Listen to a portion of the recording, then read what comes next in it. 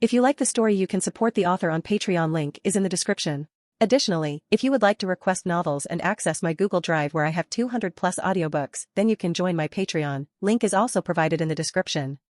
Chapter 61, Wrapping Up and Unexpected Visitor, Arthur Poff. While everyone's gawking at the Hellfire VFX Studios handiwork, one of the demon operators pulls me aside. Boss, maintaining this state is costly. We should start filming or shut it down. Right. Can't forget the bottom line. Got it. I nod, then turn to the crew. All right, people. Let's get moving. We're burning daylight and magic cores here. The team snaps to attention, and we dive into the Mordor scenes. You go, decked out in Sauron's armor, looks like he's about to topple over. But he's a trooper, and we make good progress. Days fly by, and I've got to admit, this VFX studio is a game changer. We're saving a ton on logistics and effort. But my wallet's feeling the pinch. An hour of illusion backdrop sets me back $100. It's like watching money evaporate. We're burning through C-grade magic cores like they're going out of style. $100 a pop, and they barely last an hour. I'm on the hunt for B-grade cores. They'd give us 5 solid hours for $300. A better deal. But they're as rare as a friendly Balrog these days. Between takes, I've been checking on Harry Potter sales. The book's doing well, flying off shelves. It's not exactly a phenomenon yet, but there's a growing fan base. They're all curious about this mysterious JK who penned it. If they only knew it was the infamous prince behind it all. Harry Potter has brought in about 20 grand so far. It's no Demonfather blockbuster, but for a new book, it's nothing to sneeze at. For context, the Kingdom's bestseller, Primal Evil, some pulpy tale about Satan's evil offspring, rakes in $500K annually. But even that didn't hit $20K in sales when it first dropped. The critics are buzzing, calling Harry Potter the next big thing. Not bad for a side project. Weeks have flown by, and we're in the home stretch of filming. But we've hit a snag with the Balrog and dragon scenes. My fancy VFX studio can morph the backdrop, sure, but it can't conjure up a moving, breathing creature. The ground and walls just can't mimic the intricacies of a body in motion. But I'm not one to back down from a challenge. After some tinkering and consulting with illusion experts, we've stumbled onto something interesting. Turns out, we can draw runes and cast illusion spells on animals. We tested it on one of the elephants, drew some runes, muttered a few incantations, and presto, we've got ourselves a pretty convincing monster. It's not perfect, but it's a hell of a lot better than trying to wrangle an actual dragon. As I watch our transformed elephant lumber around, looking decidedly more menacing than usual, I can't help but grin. Klein speaks up, his tone measured. Boss, we've been training this elephant for weeks now. I'd say he's become decent at acting. Decent? George scoffs. An animal that can act isn't something you see every day. The elephant's a great actor, if you ask me. I nod, considering their points. George has a point. But Ron still needs work to nail the Balrog role. He's close, though. Ron, the elephant I've been training to play Balrog, trumpets softly as if in agreement. We've burned through a small fortune in magic cores for his training, but if he pulls this off, it'll be worth every penny. Meanwhile, our wind parrot has been surprising us all with its dragon performance. Its talent for imitation is proving invaluable. I glance at the latest report from Gloomstone Forest. The trolls we hired to control the ancient trees for our end scenes just trapped yesterday. Another piece of the puzzle falling into place. All right, I say, turning back to the team. Let's run through Ron's scene one more time. And someone make sure he doesn't snack on the set this time. As December draws to a close, we've finally wrapped filming on Lord of the Rings. It's been a hell of a ride, costing us about $15 million. And that's not even counting the VFX studio. I'm saying my goodbyes to the cast when I reach Furful. I'll definitely miss your lips, I say with a grin. Furful rolls her eyes. Those kissing scenes. You're one shameless director, you know that. You didn't hate it though, right? I chuckle. She's quiet for a moment, then looks at me seriously. I've been meaning to ask. Do you have feelings for me? My heart skips a beat, but I'm a demon, damn it. I don't get intimidated.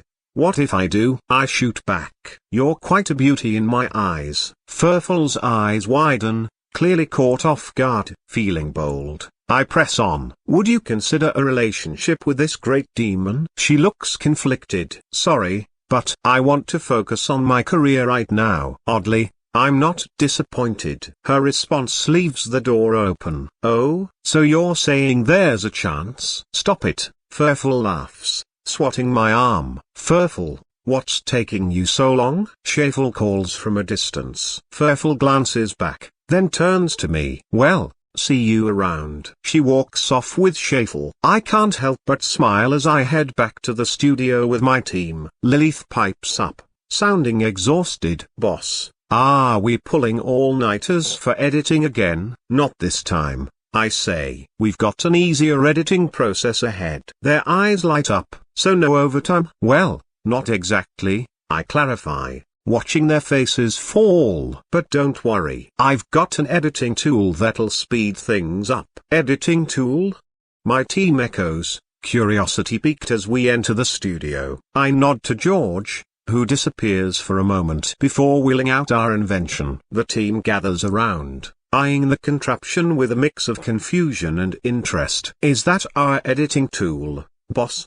Someone asks, sounding skeptical. Yes, I confirm, gesturing to the film strips nearby. I've prepared binary code to program the editing process. The computer will process the uploaded files, but we'll still need to manually fine-tune everything. It's not perfect, we'll need to double-check its work and make adjustments, but it should speed things up considerably. Their eyes widen as they process this information. I didn't know something like this existed, one of them mutters. I can't help but feel a hint of pride as I explain, that's because it didn't until now. George and I created this editing tool. We're the only studio with this technology. The surprise on their faces deepens. I can almost see the gears turning in their heads as they consider the implications. So, we're not out of a job, right? Zeke asks, only half joking. I laugh. Far from it. We still need your expertise to make this work. Think of it as a very clever assistant, not a replacement. As the calendar flips to 1272,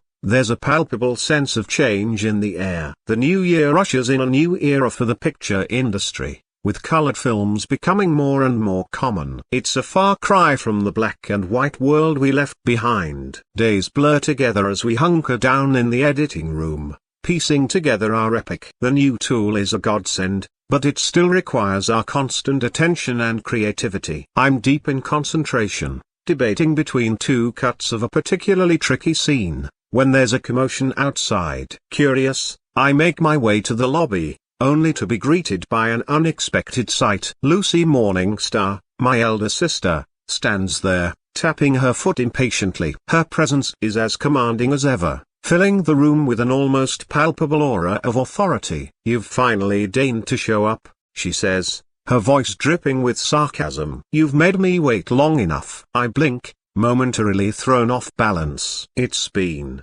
well, I can't even remember the last time I saw Lucy. What could possibly bring her here now? Lucy, I manage, trying to keep my voice neutral. This is unexpected. What brings you to our humble studio? Her eyes narrow, and I can practically feel her gaze burning through me. Whatever this is about, I have a feeling it's not a social call. Chapter 62, New Laws, Arthur Poff. Lucy's eyes scan the studio before landing back on me. We need to talk about this privately. All right, I nod, curiosity piqued. Let's go to my office. As we walk down the corridor, Lucy takes in her surroundings. Looks like you've really hit it rich with your first movie, The Demonfather. Huh. I can't help but smile. I'm just very lucky. That's true, Lucy agrees, surprising me. Once in my office, I decide to be frank. I've got to say, you're the last person I expected to visit me. Lucy settles into a chair,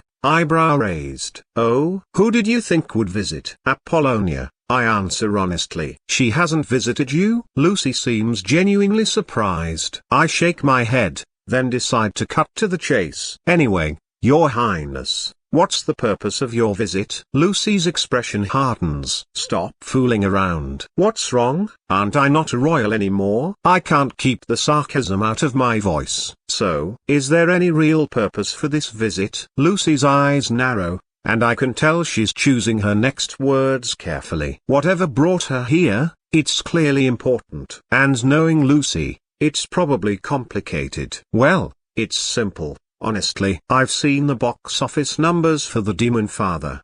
$280 million is no small sum. She pauses, her tone shifting to something more official. As the Minister of Economic Development and Tourism, I believe it's only right that the kingdom should benefit from such a successful film. I frown, not liking where this is going. What do you mean? Lucy leans forward, her voice taking on a lecturing tone. The kingdom has implemented new tax structure for films, particularly those that perform exceptionally well, like yours. We're introducing a tiered system based on box office revenue. As she explains the details, I can't help but draw parallels to the entertainment industry taxes from my previous life. It's clear Lucy's trying to establish something similar here. So, let me get this straight, I interrupt, my mind racing. You want to take a chunk of the profits from successful films, ostensibly to benefit the kingdom. Lucy nods, seemingly pleased I've caught on. Exactly. It's a reasonable measure to ensure the kingdom's growth aligns with the burgeoning film industry. I lean back in my chair,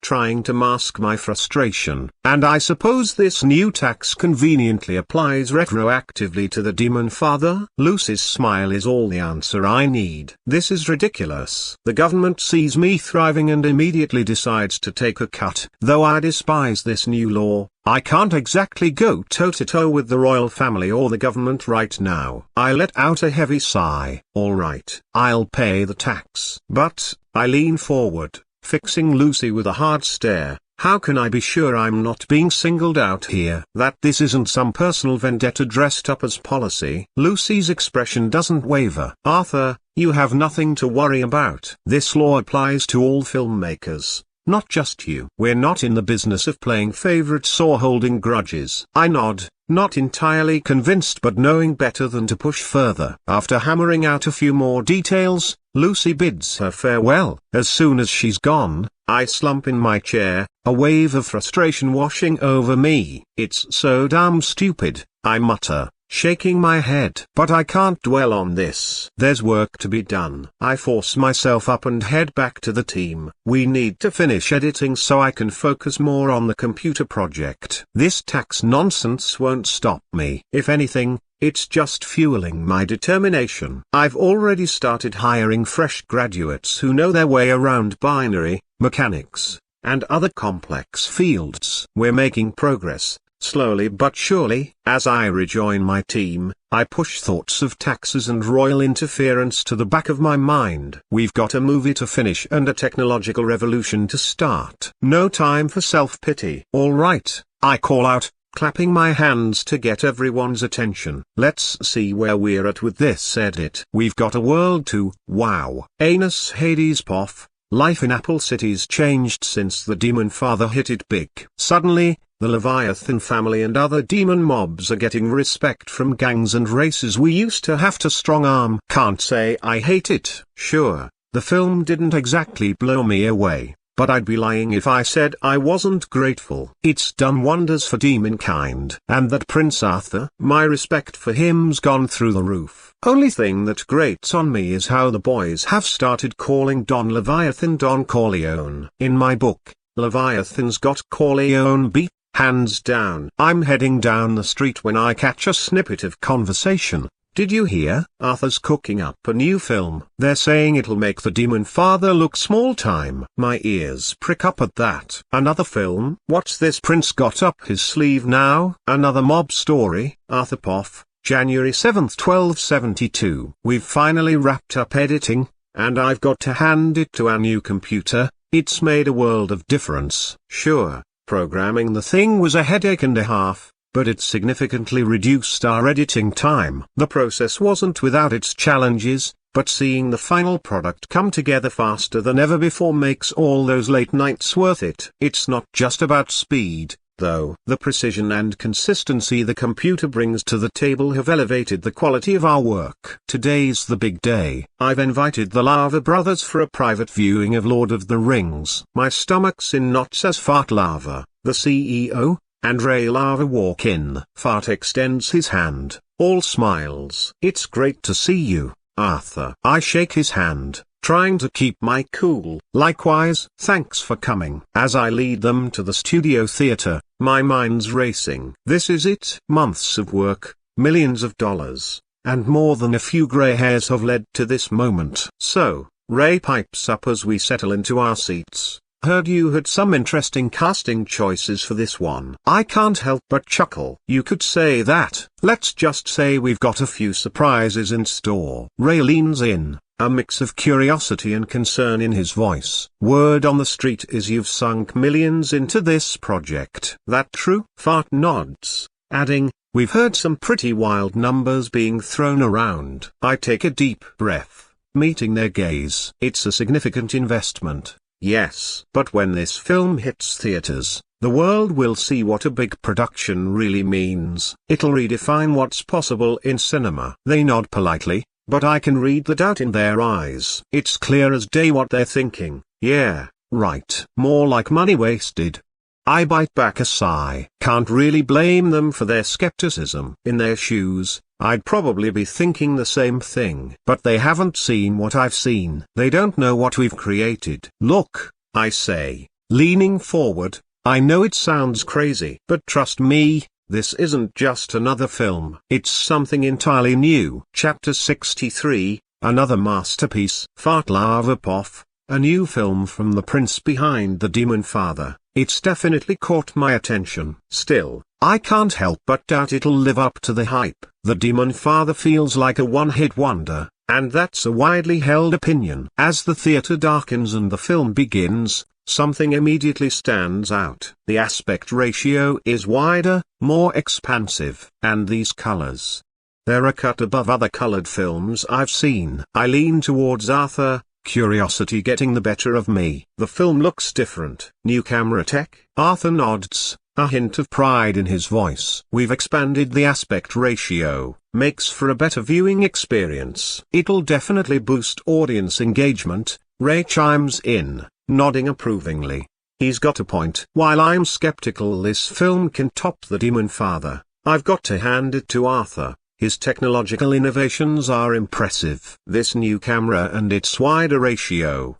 It's something to keep an eye on. My thoughts are interrupted as the film's logo fades and a woman's voice fills the theater. The world is changed. I feel it in the water. I feel it in the earth. I smell it in the air. An elf? No doubt about it. Her narration continues, introducing the rings of power given to 3 elves, 7 dwarves, 6 men, and the 3 demons. Then comes Sauron's introduction, and I'll be damned if it doesn't grab my attention. Maybe there's more to this film than I thought. Arthur Poff, throughout the screening, I can't help but steal glances at the Lava brothers. Their reactions are like an open book, and it's a story I'm eager to read. At first, they're all curiosity and polite interest. But as the film progresses, their expressions run the gamut. Gone is the skepticism, replaced by genuine engagement. They're not just watching, they're experiencing. I see them lean forward during tense moments,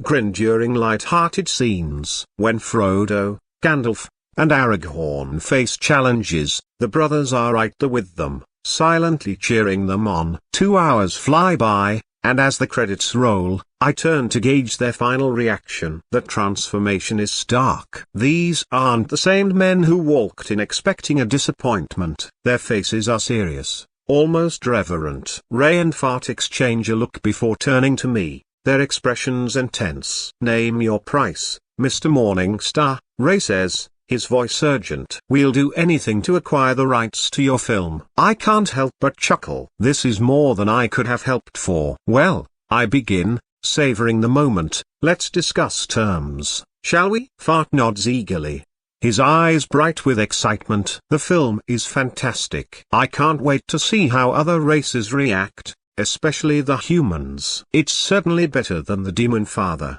No doubt. Ray chimes in. I chuckle to myself. Back in my old world, that statement would have sparked endless debates. Here, though, Ray's just stating facts. The fantasy elements and magic in Lord of the Rings resonate more with this world than the Demonfather's focus on guns and mob politics. We move to a private room, the brothers still gushing about the film. Once settled, the mood shifts to something more serious. Let's talk numbers. Fart begins, leaning forward. We're prepared to offer 5 million upfront for the distribution rights in the Morningstar Kingdom. I raise an eyebrow, impressed but not showing it. Go on. Ray jumps in. Plus 60% of the box office earnings. We'll handle all marketing and distribution costs. And, Fart adds, we're willing to discuss potential sequels. Same terms. Locked in now. I lean back, considering. It's a generous offer, more than I expected. But I can't appear too eager. I nod,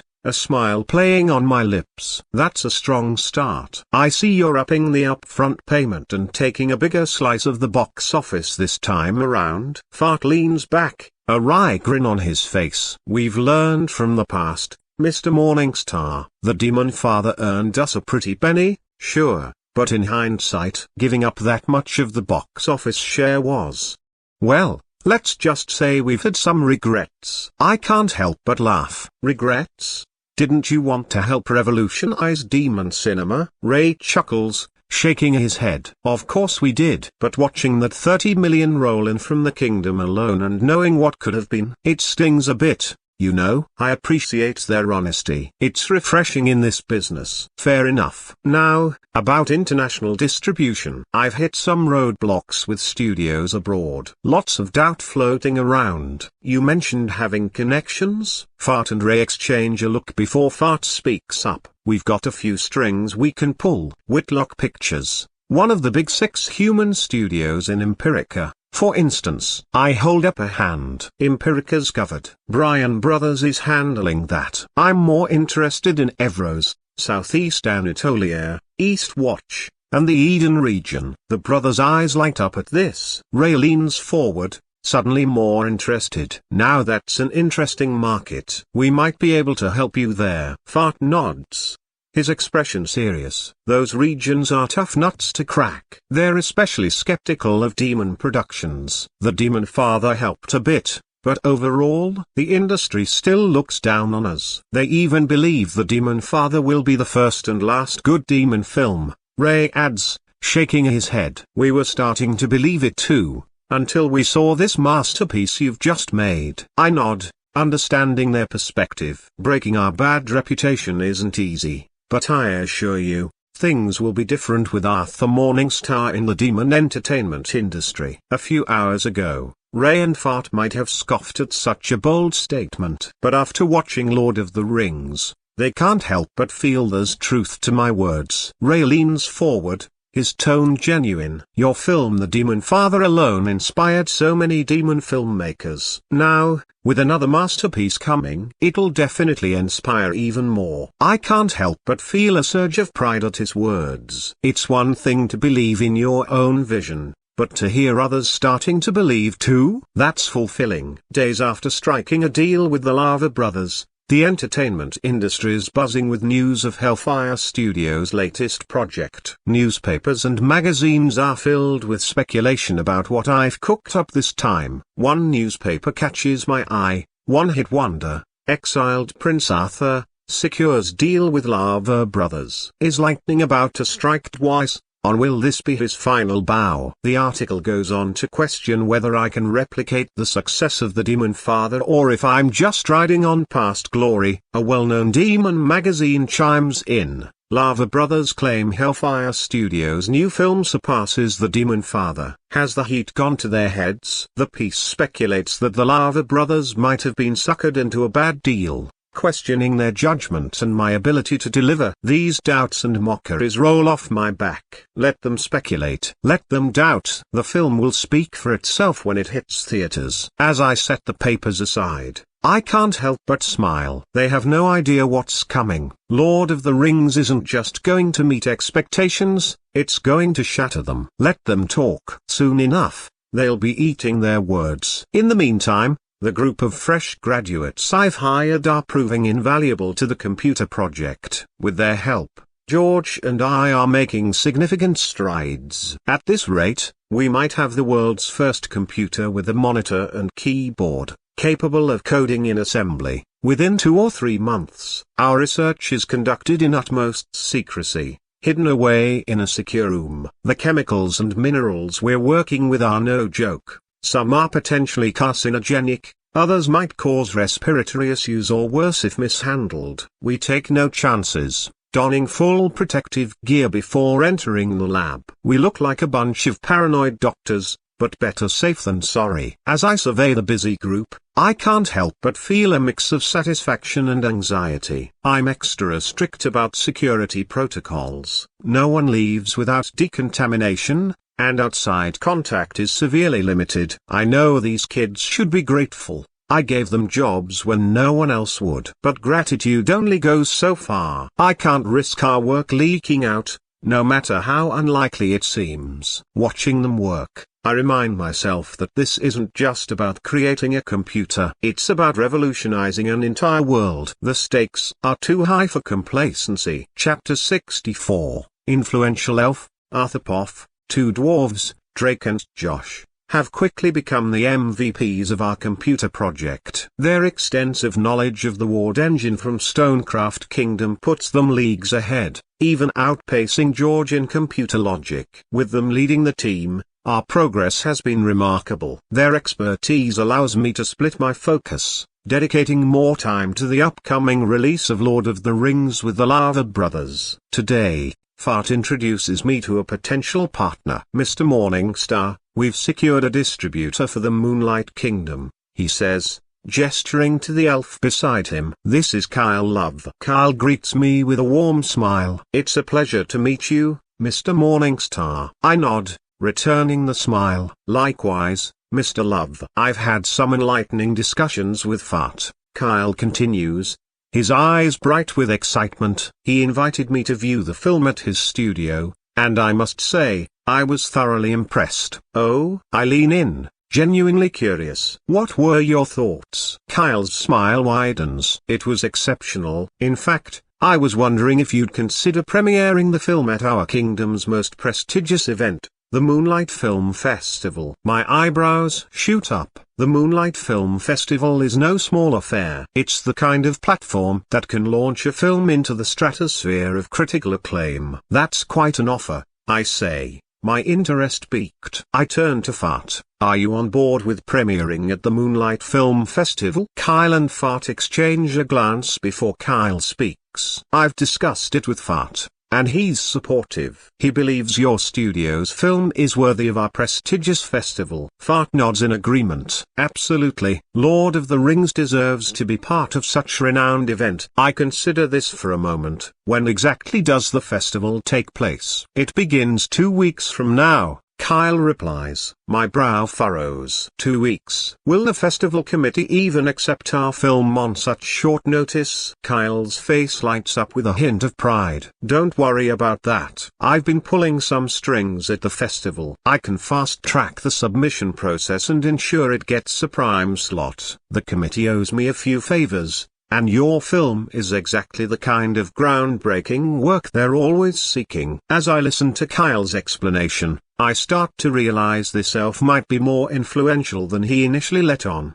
His confidence and connections could be invaluable. I see, I say, reassessing Kyle. That's quite impressive. You seem to have significant pull in the festival circuit. Kyle's smile turns a bit mysterious. Let's just say I know how to navigate the industry. So, what do you think? Are you ready to take Lord of the Rings to the Moonlight Film Festival? I lean back, weighing the pros and cons. It's a risk, but the potential payoff. Tell me more about the festival's reach. How could this impact our wider release? Kyle chuckles softly. Is that even a question? The Moonlight Film Festival is the most prestigious event in the Elven film calendar. Critics from across the world attend, not just elves. A strong showing that can set the tone for your entire release. Imagine the buzz when human and dwarf critics start raving about a demon-made film. It'll break down barriers, challenge preconceptions. Plus, the festival has a history of launching international hits. Films that premiere there often see boosted ticket sales across all kingdoms. I nod along, mulling it over. Kyle's points are solid. This could be the perfect launchpad for Lord of the Rings. All right, I say, extending my hand. Let's submit the film to the Moonlight Film Festival. Kyle grasps my hand, his grip firm and grateful. Thank you, Mr. Morningstar. This film will definitely resonate with the elves. I chuckle. I hope they do. Oh, they will. No doubt about it, Kyle says with a grin. Then, his expression turns curious. By the way, those rings in the film, the ones with immense power, forged by elves, coveted by all races, did you draw inspiration from ancient history? Do such rings exist in our world's past? The question catches me off guard. For a moment, I'm transported back to my previous life, to the books that inspired this story. But here, now, in this world of magic and multiple races, the line between fiction and potential history blurs. Well, I say, choosing my words carefully, let's just say that in a world as magical as ours, who knows what powerful artifacts might have existed in the past. The rings in the film are fiction, but they're inspired by the kinds of legends and myths that exist in all cultures. Kyle nods, seemingly satisfied with my answer. Then his eyes light up with a new thought. You know, watching the film reminded me of some ancient history from this demon kingdom. There's an old legend about a crown belonging to a great demon lord. Fart, his interest piqued by the mention of demon history, chimes in. Oh yeah, the great demon lord. Some say he's just a legend, but I believe he really existed. He leans in, lowering his voice conspiratorially. I've heard his ancient crown and power pole are hidden somewhere in the royal castle. Suddenly, Fart's eyes widen as he remembers who he's talking to. I can't help but chuckle at his expression. Sorry, Fart mumbles, scratching the back of his head in embarrassment. I wave off his apology. It's fine. Go on, you can talk about it. I'm not part of the royal family anymore, remember? Fart just shakes his head, clearly uncomfortable. Nah, let's change the subject. I don't push it. I can't blame him for feeling awkward. Truth is, I've heard those rumors too, whispers about the great demon lord's crown and power pole hidden somewhere in the castle. But in all my years living there, I never saw a trace of them. Then again, as the black sheep of the family, there's a lot I probably wasn't privy to. After seeing Kyle and Fart off, I check in on the computer project before heading home. The evening air is cool as I drive to my apartment, my mind already shifting gears. Once inside, I settle at my desk and pull out my sketches. The familiar figures of Goku and Bulma take shape under my pencil as I continue working on my adaptation of Dragon Ball. It's become my evening ritual, a way to unwind after the chaos of the day. I've been at this for a few weeks now. Whenever I can steal a moment in the evenings. The pages of Chapter 1 are almost complete. I'm on page 30 out of 32. Goku's innocent face and Bulma's exasperated expressions are starting to feel like old friends. As I shade in the details of Goku's power pole, I can't help but chuckle. The irony isn't lost on me. Just hours ago, I was discussing similar mythical items supposedly owned by the great demon lord. Life has a funny way of drawing parallels. Despite the late hour, I decide to push through and finish Chapter 1. The familiar characters take shape under my pencil, each panel bringing this world to life. It's a different kind of creation from filmmaking, more intimate somehow. Finally, with a satisfied sigh, I put the finishing touches on the last page. Flipping through the completed chapter, I nod to myself. Not bad for an exiled prince turned filmmaker turned manga artist. But I'm not done yet. Riding the wave of creative energy, I start sketching out layouts for Chapter 2. The story's really starting to take shape now, and I can't help but wonder how this world will receive it. 2 hours later, my eyes are starting to burn and my hand is cramping. but I've got a solid start on the next chapter. Stifling a yawn, I finally admit defeat and head to bed. Chapter 65, To the Moonlight Kingdom, Arthur. The next day, I decide to pour my energy into the computer development and Dragon Ball manga. With 2 weeks before the Moonlight Kingdom Film Festival, it's the perfect time to make some headway on these projects. In the lab, I find Drake and Josh hunched over a mess of circuits and code. Their dwarven craftsmanship is evident in the meticulous way they've arranged each component. "How's it going, guys?" I ask, peering at their work. Drake looks up, his eyes bright with excitement. "We're making real progress, boss. We've developed unique machine code for each hardware component." Josh nods, adding, "And we're designing the assembly language around it. It's like creating a new dialect for each part of the computer to communicate." I lean in, examining their work. "By tailoring the code to each component, we can optimize performance." "Yes," Drake grins. "It's more work up front, but it'll make the final product much more efficient." "How long until we see a working prototype?" I ask. Josh scratches his beard thoughtfully. "At this rate, maybe 2 months. It's hard to say for sure. We're in uncharted territory here." I nod, understanding the complexity of what we're attempting. 2 months sounds ambitious, but achievable. "Keep up the good work." As I'm about to leave, Drake calls out, "Boss, wait a second." I turn back, raising an eyebrow. "What's up?" Drake and Josh exchange a glance before Drake continues, "We just wanted to say thanks. All this knowledge, these ideas, they're from you. We're just following your instructions." Josh nods in agreement. "We wouldn't even know where to start without your guidance." Their words catch me off guard. For a moment, I'm not sure how to respond. It's true that my knowledge from another life is driving this project, but their skill and dedication are what's making it a reality. "I appreciate that," I say with a genuine smile. "But don't sell yourselves short. Your expertise is what's turning these ideas into reality." Drake and Josh exchange a look, their faces beaming with pride.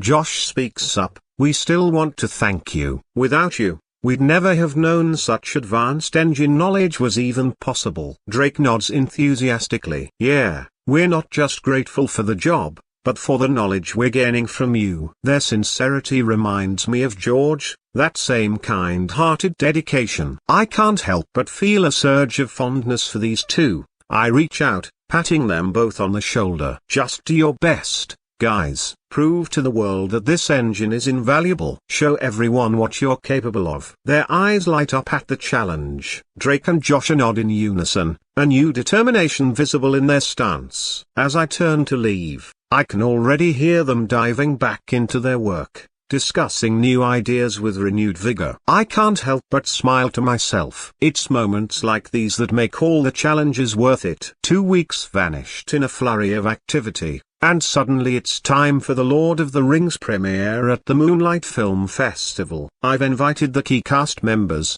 Furful, Imkrag, and Kurt, to join me for this momentous occasion. I arrive at Furland Airport well ahead of schedule, buzzing with excitement. It's not just about the film's release. I'm also eager to experience my first airship journey. Unlike the airplanes of my previous life, these airships are powered entirely by magic. They're piloted by high-ranking mages, graduates from the most prestigious magical institutions. It's a far cry from the jet engines and cockpit controls I'm used to. As I wait, I can't help but wonder about the differences between airships and airplanes. Will these magically powered vessels outperform the purely mechanical, electronically controlled airplanes of my old world? The engineer in me is itching to compare their efficiency, speed, and safety records. It's a strange feeling, having knowledge of two entirely different technological paradigms. In some ways, this world's magic-based tech seems more advanced. But in others, I can see potential improvements based on my previous life's understanding of aerodynamics and propulsion. I make a mental note to discuss this with George, Drake and Josh when I return. Maybe there's a way to combine magical propulsion with more streamlined designs. As I'm lost in thought, I spot Furful, Imkrag, and Kurt approaching. My face breaks into a smile, particularly at the sight of Furful. I stand, arms outstretched. It's been so long, I say, leaning in for a hug. Furful stops me with a hand, her expression amused. We only haven't seen each other for a few weeks. A few weeks is very long, I protest, attempting another hug. Furful steps back, a thoughtful expression on her face. Well, for ourselves with a lifespan of 300 years, a few weeks is about 0.1% of our lives. A few weeks is like a couple of days to us. She pauses, then adds, even for you demons or humans with your 200-year lifespans, a few weeks isn't that significant in the grand scheme of things, is it? I can't help but pout playfully. You're no fun, elf. Furful's smile widens as she changes the subject. I heard our film is premiering at the Moonlight Film Festival. I nod, studying her face. That's right. Are you excited? It's your homeland, after all. Her eyebrows rise in surprise. Homeland, actually, number. I don't live in the Moonlight Kingdom. I'm from. She hesitates before finishing. The Rose's Kingdom. The Rose's Kingdom, on the Eden continent? I can't hide my surprise. That's unexpected. Furful's eyes narrow slightly. What's unexpected about it? Nothing. I backpedal quickly, realizing I've stumbled into sensitive territory. As an awkward silence threatens to descend, I scramble for a way to recover. I guess I assumed all elves were from the Moonlight Kingdom. Shows what I know, huh? I offer a self-deprecating smile. Maybe you can teach me more about the Rose's Kingdom on the flight? Furful's expression softens slightly. Perhaps, she says, a hint of mystery in her voice. I'm saved from further fumbling by the arrival of Fart and Ray. Fart and Ray started greeting me and the cast. After a 2-hour wait, our airship finally docks. We board along with the other passengers, and I can't help but marvel at the vessel. It's like a sea-going ship, but with the ability to fly. As we settle into our seats, I notice the complex array of magical runes and crystals that seem to control the airship's direction and altitude. It's fascinating, but also looks incredibly complicated. Furful leans over, a teasing glint in her eye. First time on an airship, Arthur? I nod, trying to maintain my composure. Yeah? What about it? She grins mischievously. Oh, nothing. Just hope you're not afraid of heights, or sudden drops, or unexpected magical turbulence. I roll my eyes, turning back to the window. As we take off, I can't help but compare this airship to the airplanes from my previous life. The differences become apparent quickly. The takeoff is jerky, lacking the smooth acceleration of a jet engine. Our ascent is uneven, the magical propulsion seemingly struggling against gravity. The cabin noise is actually louder than I expected, filled with the hum of active spells and creaking wood. As we level off, I notice our speed seems significantly slower than a commercial airliner. The ride is bumpier too, each gust of wind causing noticeable shifts. It dawns on me that while this airship is impressive for this world, it's vastly inferior to the airplanes I once knew. The magic-based technology, while versatile, lacks the refined engineering and consistent power of jet engines and aerodynamic designs. The journey to the Moonlight Kingdom is long but not uneventful. We pass the time with conversations, shared meals at various stops, and catching up on sleep when we can. After 2 days of travel, we finally arrive at our destination. Chapter 66, Moon City, Arthurpoff. As we exit the airport, I'm struck by the Moonlight Kingdom's architecture. It's a seamless blend of aesthetic beauty and historical significance, typical of the Evros continent's commitment to preserving its cultural heritage. I finally set foot in the sole elven kingdom on this human-dominated continent. I muse aloud as we walk. Kyle smiles at my observation. The Moonlight Kingdom is the most prosperous realm in Evros. Even other human kingdoms envy it. Evros would be nothing without the Moonlight Kingdom. Furful nods in agreement. That's true. The first king of the Moonlight Kingdom brought significant changes to the continent. He revolutionized trade, agriculture, and urban planning. I can't help but play devil's advocate. But wasn't the expansion of trade networks also blamed for the plagues in the past? That's the argument humans use to downplay the Moonlight Kingdom's achievements. Kyle snorts dismissively. Plagues are a normal part of history,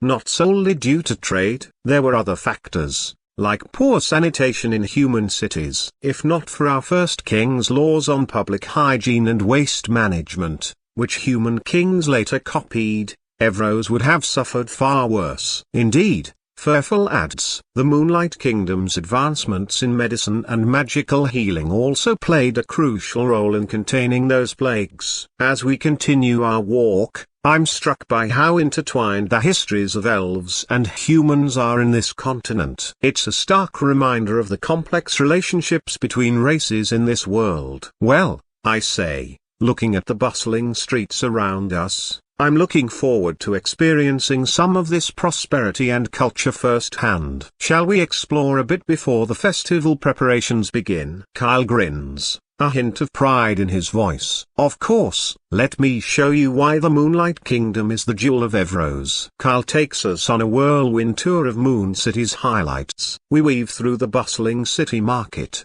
where elven craftsmen sell intricate jewelry and magical trinkets. The Red Tower looms over the city, its pearlescent walls shimmering in the sunlight. The Red Tower's been standing for over 1,000 years, Kyle explains proudly. It's said the first Elven king built it in a single night using forgotten magic. Our stomachs growling, Kyle leads us to the Crescent Bistro, famous for its fusion of elven and human cuisines. You've got to try the Japan beef, Kyle insists, ordering for the table. It's imported from the East Watch. Melts in your mouth like butter. He's not wrong. The pastu is divine, but the beef, it's a revelation. Tender, flavorful, with a richness I've never experienced before. This might be worth the trip alone, I mumble through a mouthful. As the sun sets, the city transforms. Magical lights flicker to life, bathing the streets in a soft, ethereal glow. It's beautiful, Furful murmurs, her eyes reflecting the twinkling lights. We spend the next 2 days exploring hidden nooks and crannies of the city. Kyle's an inexhaustible source of historical tidbits and local legends. Finally, we settle into our hotel, the Silverleaf Inn. It's quaint but comfortable, with a view of the festival grounds. As I lay in bed the night before the festival's opening, my mind races with anticipation. Tomorrow, we'll be introducing Lord of the Rings to the Elven world. I just hope they're ready for it. The next day, we arrive at the Moonlight Film Festival, and I'm immediately struck by how much more bustling it is compared to the Furland Film Festival. Me, Furful, Fart, and the visibly nervous Imgrag and Kurt step onto the red carpet. The crowds lining the sides, a mix of demons, humans, elves, and dwarves, seem surprised to see me. That's Michael Corleone. Someone shouts. Another voice corrects them. No, that's the infamous Prince Arthur Morningstar, before he became known as Michael. Really? I thought he was just an actor. What's he doing at the Moonlight Film Festival? Was he even invited? I can't help but chuckle at their confusion. A group of photographers rushes over, cameras flashing as they capture images of me and the cast. An elven reporter approaches, microphone in hand. Welcome to the Moonlight Kingdom, Prince Arthur. Or should I say ex-prince? She doesn't wait for a response before continuing. Your film was announced at the last minute to be appearing at this festival. Many film experts and critics think it's presumptuous to accept your film so late, even if you are the director and producer of the Demonfather. There are doubts about whether your new film is truly worthy of the Moonlight Film Festival. What do you say to that? I take a moment to compose myself before responding. What can I say? I smile, trying to strike a balance between confidence and humility. Honestly, if I said anything positive about my new film, it would sound like boasting and wouldn't be convincing at all. So I'll only say this.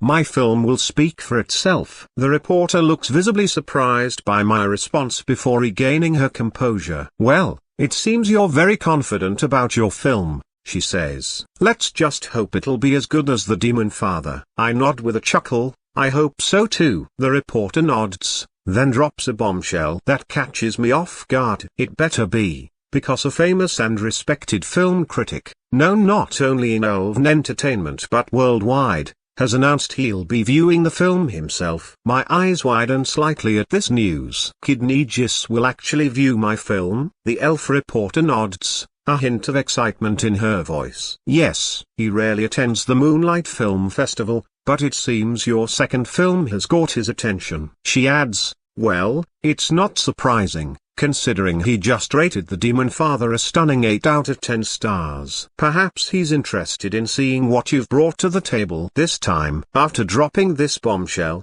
the reporter moves on to interview other attendees, leaving me slightly stunned. I quickly approach Fart, nudging him. Why didn't you tell me that Kidn, that famous self-film critic, will be viewing my film? Fart's eyes widen in surprise. He will view our film? He asks, seemingly as caught off guard as I am. I ignore his use of our film, acknowledging that in a way, as my partner, he can claim some ownership of Lord of the Rings. Fart scratches his head, looking a bit sheepish. Well, I didn't know he'd view our film. It's a pleasant surprise. I nod, my mind wandering back to what I know about Kidnegis.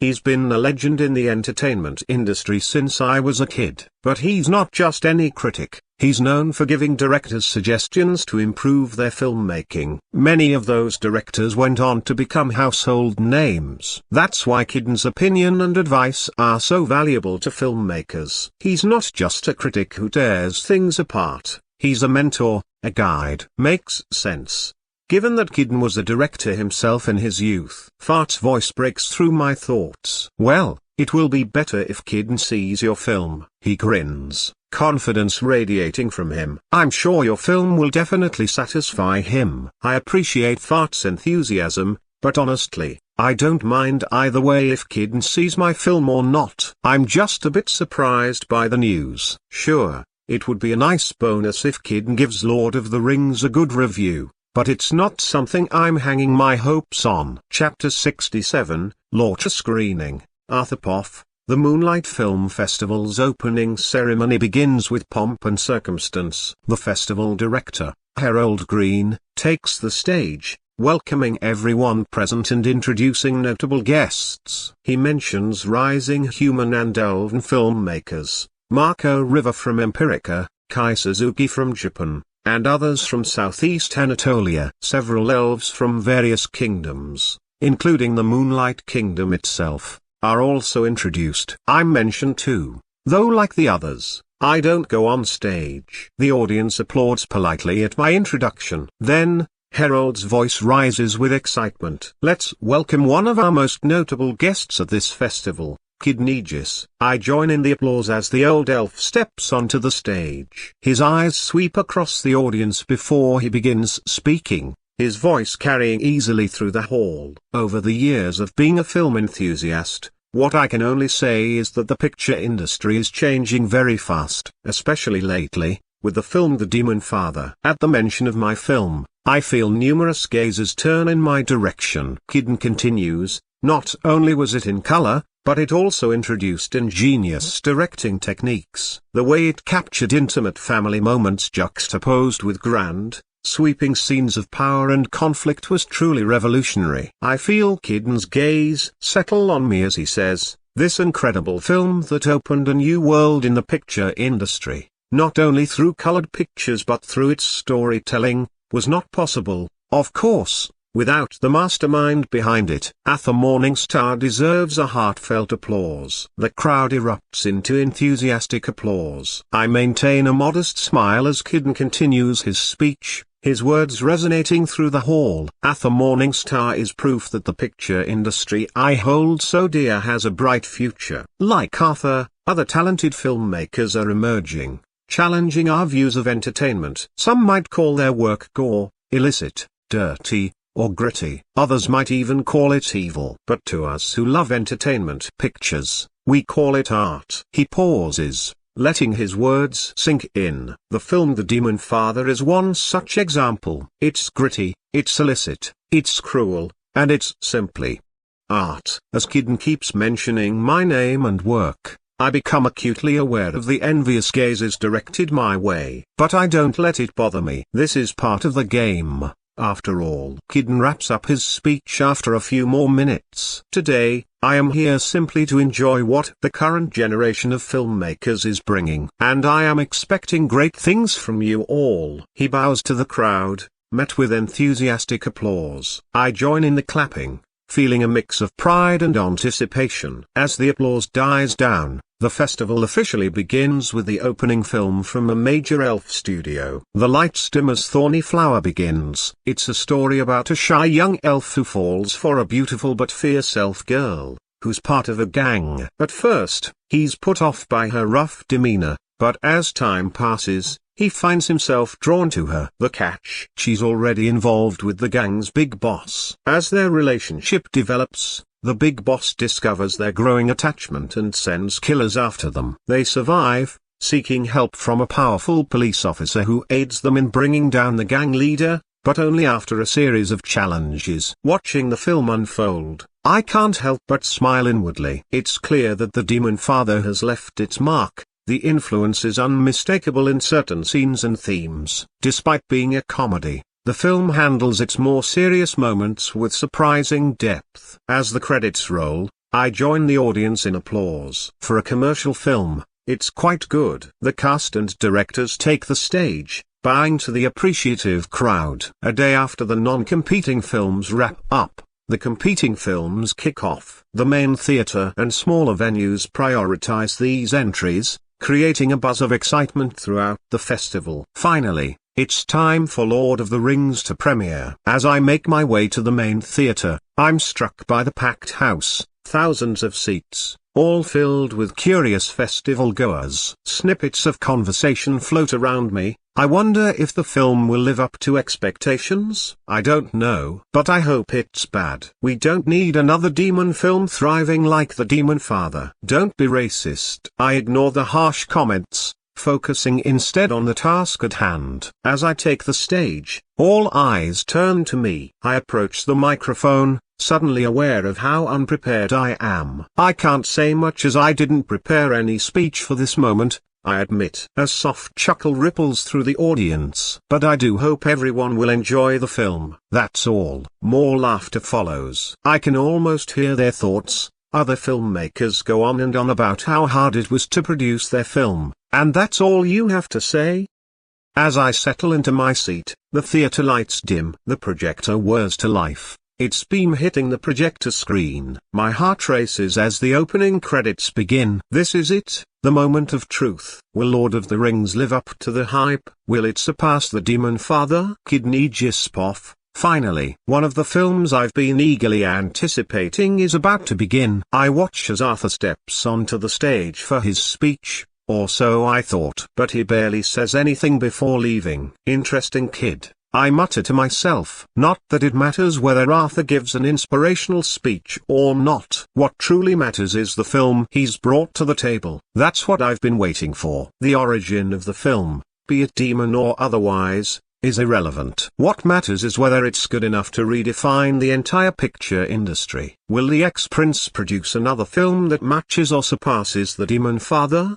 The thought lingers in my mind as the lights dim. The introductions for Hellfire Studios, Lava Brothers, and Love Pictures Entertainment flash across the screen. As the film itself begins to roll, I'm immediately taken aback. The scaling resolution is noticeably superior to the Demonfather and other recent colored films. It's a marked improvement in the viewing experience. This alone proves that, at least in terms of camera and film technologies, the ex-Prince Arthur is ahead of the curve. As my mind processes the impressive scale resolution, an ethereal female voice fills the theater. The world is changed. I feel it in the water. I feel it in the earth. I smell it in the air. The narration continues, describing the forging of the great rings. My interest peaks as I watch the three elves don their rings. A ring? It seems to be quite important. I note mentally. The voice goes on, detailing the distribution of rings to dwarf lords, men, and demons. Then comes the revelation of Sauron's deception and the forging of the One Ring. As the scene shifts to a barren, hellish landscape dominated by a looming volcano, I find myself deeply impressed. The visuals are breathtaking, unlike anything I've seen before. In the land of Mordor, in the fires of Mount Doom, the Dark Lord Sauron forged, in secret, a master ring, to control all others. And into this ring he poured his cruelty, his malice, and his will to dominate all life. One ring to rule them all. The theater falls silent as we watch the epic battle between the alliance of men and elves against Sauron's forces. I feel a chill run down my spine, completely engrossed in the unfolding drama. It was in this moment, when all hope had faded, that Isildur, son of the king, took up his father's sword. The film and the elf's ethereal narration continue, drawing me deeper into the story. I watch, transfixed, as Isildur meets his fate, all for the sake of the ring. It seems that the ring is very much desired. I mutter under my breath, barely aware I'm speaking aloud. The power of the narrative has me in its grip. History became legend. Legend became myth. As the opening sequence unfolds, I find myself utterly captivated. My role as a critic fades away. The notepad on my lap lies forgotten. In this moment, I'm not Kid Negus, the renowned elf critic. Right now, I'm just a person enjoying a film, completely immersed in its world and story. Lord of the Rings has effectively transported me, and we're only at the beginning. Chapter 68, Launch Impression, Kid Negus Poff. The opening scenes flash by, a whirlwind of history compressed into mere minutes. As the last echoes of battle fade, the narrator's voice washes over us once more. The ring came to the creature Golem, who took it deep into the tunnels of the misty mountains. Golem moves with an unsettling, spider-like grace, all gangly limbs and bulbous eyes. There's something both pitiful and terrifying about him. I've seen my fair share of monsters in films, but this, and there, it consumed him. The ring brought to Golem unnatural long life. For 500 years it poisoned his mind. I can't help but shudder. 500 years. That's a long time even for an elf like me, and I'm pushing 180. The thought of spending centuries alone in the dark, corrupted by that ring, is chilling. And in the gloom of Golem's cave, it waited. The narration continues, painting a picture of creeping darkness and growing fear. I find myself holding my breath, completely engrossed. When the ring abandons Golem, I feel an unexpected pang of sympathy for the creature. But something happened then the ring did not intend. It was picked up by the most unlikely creature imaginable, a hobbit, Bilbo Baggins of the Shire. As the character Bilbo appears on screen, I observe with interest. The actor is clearly a half-human, half-dwarf. But in the context of the film, he's called a hobbit. It's an intriguing choice, creating this new race for the story. For the time will soon come when hobbits will shape the fortunes of all. The narrator's words linger in the air as the opening scenes draw to a close. I settle back in my seat, my mind reeling. By the gods, what an opening. In just a few minutes, this film has managed to create an entire world, rich with history and fraught with danger. I'm completely invested in this story, despite knowing it's all fiction. The scene shifts to a place called the Shire, where these so-called hobbits live. It's a pastoral setting that feels both unfamiliar and fantastical. As a carriage rumbles into view, carrying the character Gandalf, I find myself leaning forward again. I watch intently as Gandalf begins his conversation with another character, Frodo. The film is very interesting so far, the critic next to me whispers. The opening alone, I can tell it's filmed with effort. I nod, not taking my eyes off the screen. Indeed, I murmur back, but whether the film will continue to stay good throughout is the question. Indeed, he echoes. As the scene unfolds, I push my critical thoughts aside. There will be time for analysis later. For now, I want to lose myself in this invented world, to experience it as purely as possible. The scene flickered and shifted, bringing us to Bilbo's party. The fireworks display was truly mesmerizing, especially the dragon effect. It was so convincing that even the characters called hobbits believed it to be a real, attacking dragon. Though as I watched, a question nagged at me: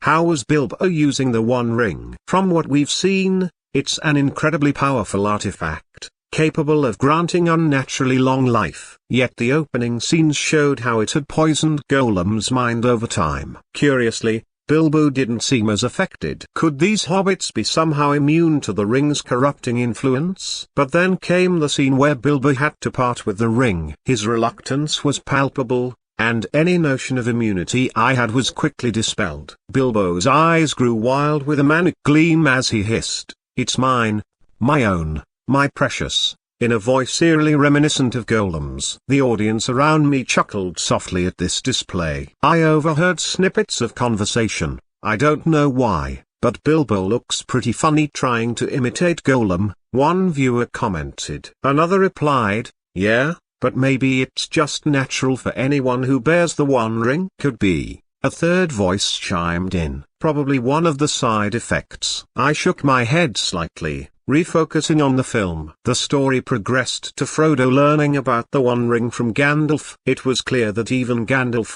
wise and powerful as he appeared, was tempted by the ring's allure. This scene truly drove home the ring's power for me. If it could tempt someone who seemed as wise and formidable as Gandalf, its influence must be truly formidable indeed. Time seemed to slip away as I found myself completely absorbed in the film. From Frodo's flight from the Shire with his companions to the chilling scene of the Nazgûl elves' brutal attack on the hobbits, I was utterly captivated. Around me, I could hear the audience's reactions. An elven woman nearby whispered, her voice tinged with sympathy, "Oh, those poor hobbits." Her companion nodded, adding thoughtfully, "They seem like simple, kind-hearted creatures. It makes their suffering all the more difficult to watch." I found myself silently agreeing. The film had skillfully portrayed the hobbits as a good-natured race, setting them apart from the other peoples of Middle-earth. Unlike the proud elves, the sturdy dwarves,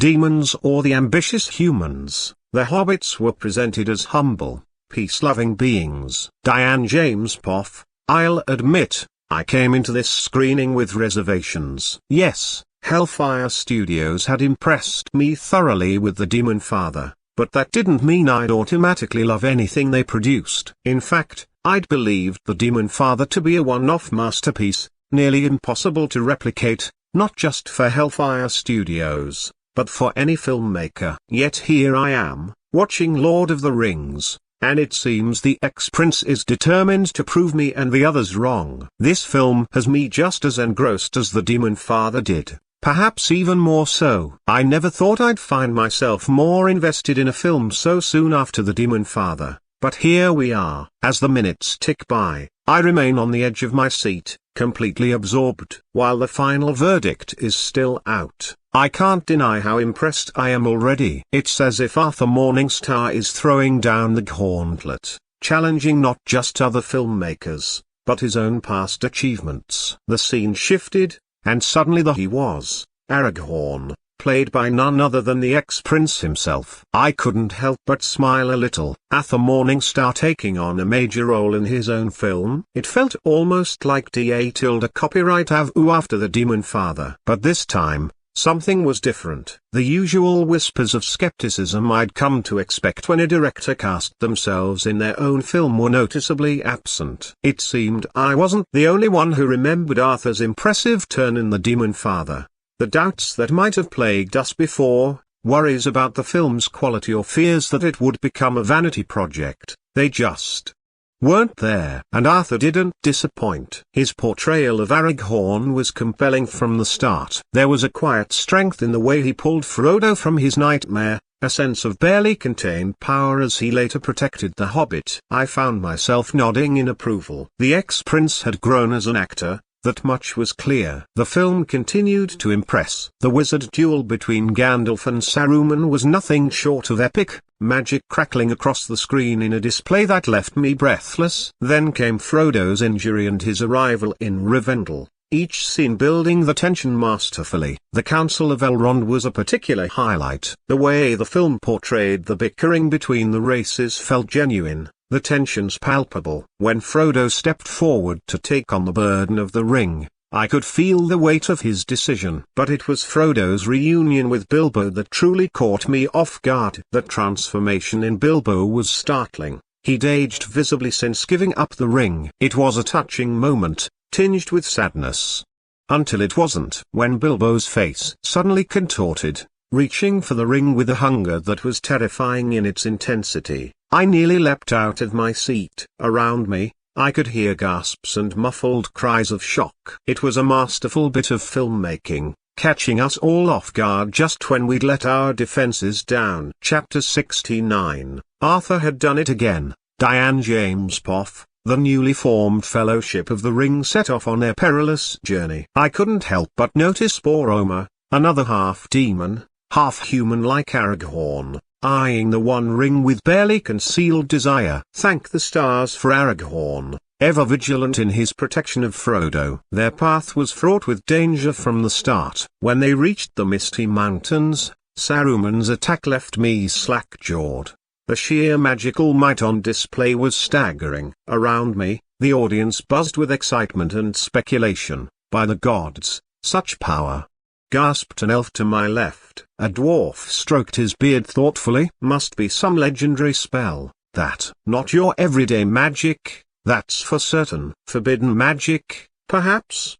A human whispered, a mix of fear and awe in his voice. I found myself nodding along, equally curious. What kind of magic could have such a devastating effect from miles away? Saruman was clearly a force to be reckoned with, possibly surpassing even the old elves I've known in my life. The Fellowship's journey led them into the mines of Moria, an ancient dwarven city that Gimli hoped to reclaim. The actor portraying Gimli delivered a heart-wrenching performance at Balin's tomb, his grief palpable. Just as I thought I had the measure of this film, just as I believed I knew what challenges the Fellowship would face next, everything changed. They encountered a being called a Balrog. The collective gasp that rippled through the theater mirrored my own shock. The Balrog was a terrifying sight to behold, a massive creature of shadow and flame, with eyes that burned like the depths of hell itself. Its very presence seemed to darken the screen, radiating malevolence. Before I could stop myself, I blurted out, "How in the name of the elven gods did they manage to cast such a being?" The critic beside me shook his head in wonder. "I've never seen anything like it in all my years." "Could it be an illusion?" I asked, genuinely baffled. Another critic chimed in, his voice filled with uncertainty. "It feels too real for mere illusion. But then again, this is a film. It's hard to tell." My mind raced with possibilities. Did Hellfire Studios somehow pay an astronomical sum to feature some unknown, terrifying creature? Is this where their millions of dollars in budget went? The more I pondered, the more questions I had. The tension in the theater was palpable as we watched the Balrog chase after the Fellowship. My heart raced when Gandalf stayed behind to confront the beast, while Aragorn held back a distraught Frodo. A chill ran down my spine as a thought struck me. I couldn't help but flash back to Sonny's death in the Demonfather. Surely the ex-prince wouldn't. But even as I silently pleaded for a different outcome, that telltale melancholy theme began to play. You know the one, it might as well scream, someone's about to bite the dust. Gandalf's defiant shout echoed through the theater, "You shall not pass." And just like that, before our disbelieving eyes, Gandalf plummeted into the abyss with the Balrog. The collective gasp from the audience was deafening. "No!" An elderly mage a few rows ahead cried out. Surprisingly, not a single person shushed him. His outburst merely vocalized what we all felt. As the Fellowship pressed on without their wise guide, I found myself still reeling from the loss. But the film allowed no time for mourning. Before I knew it, we were thrust into a scene where Boromir, overcome by the ring's influence, tried to take it from Frodo. The audience's reaction was swift and harsh. "What a piece of shit," someone hissed behind me. Another voice chimed in, "Aragorn should have just killed him right there." The animosity only intensified when Frodo, left with no choice, put on the ring. Boromir's subsequent regret and desperate calls did little to sway the audience's opinion. I shook my head, listening to the whispers of hate directed at Boromir. While I understood their anger, I couldn't help but feel a twinge of sympathy for the character. The ring's corruption was a powerful force, after all. But there was no time to dwell on it. The moment Frodo donned the ring, I knew trouble was coming. Sure enough, The enemy sensed his presence, and soon a horde of orcs descended upon the group. As the battle unfolded,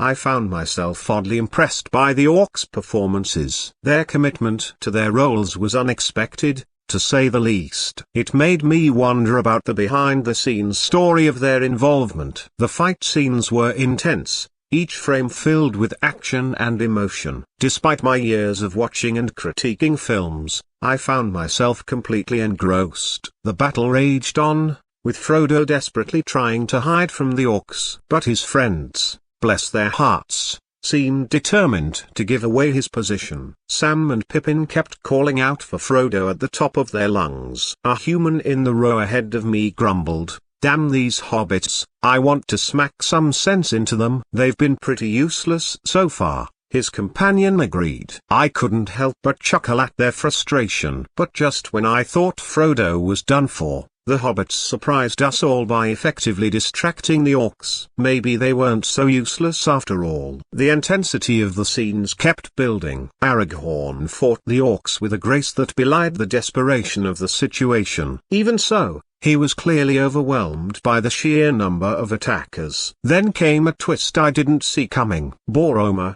the character we'd all grown to despise, suddenly appeared to defend Frodo. "Run, Frodo!"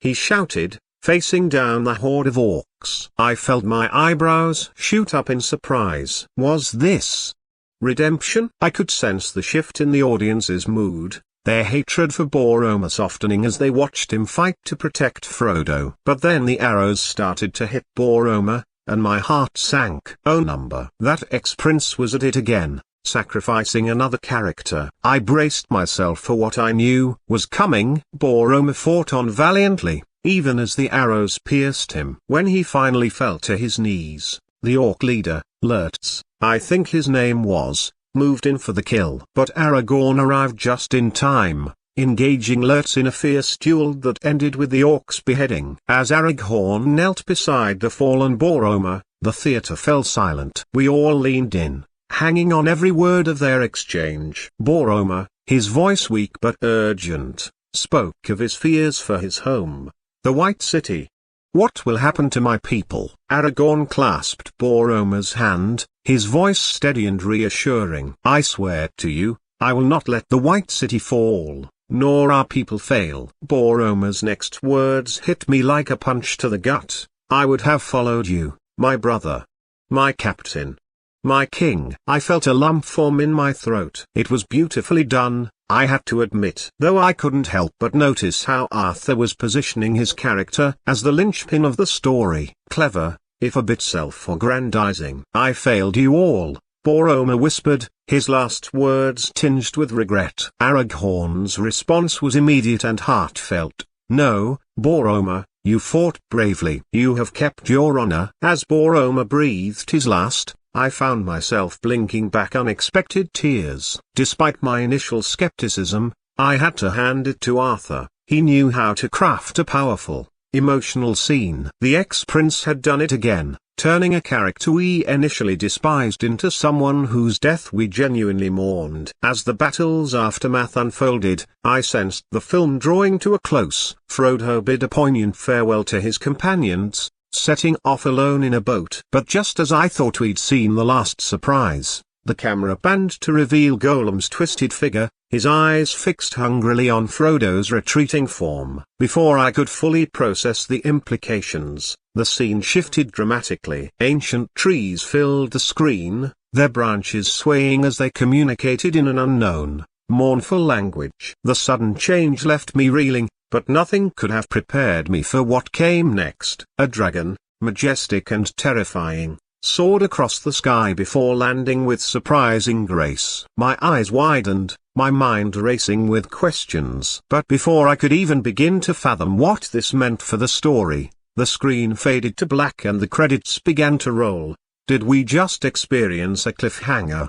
The critic beside me gasped, his voice a mix of disbelief and excitement. I nodded, still processing what we'd just seen. "Seems like it," I managed to reply. The term cliffhanger originated from a popular novel series a few decades back. where the author consistently ended chapters with the protagonist in perilous situations, often literally hanging from cliffs. The term caught on, becoming shorthand for any abrupt, suspenseful ending that leaves the audience craving more. As the implications of this ending sank in, a thought struck me. Wait, I forget something. How did they manage to get an actor drag? But before I could finish my question, a thunderous applause erupted around me, drowning out my words. Swept up in the moment, I found myself on my feet, my hands coming together almost of their own accord. My unfinished question faded from my mind as I joined in the standing ovation, the energy in the theater electric. As I clapped, I couldn't help but marvel at what I'd just witnessed. Arthur Morningstar had done it again,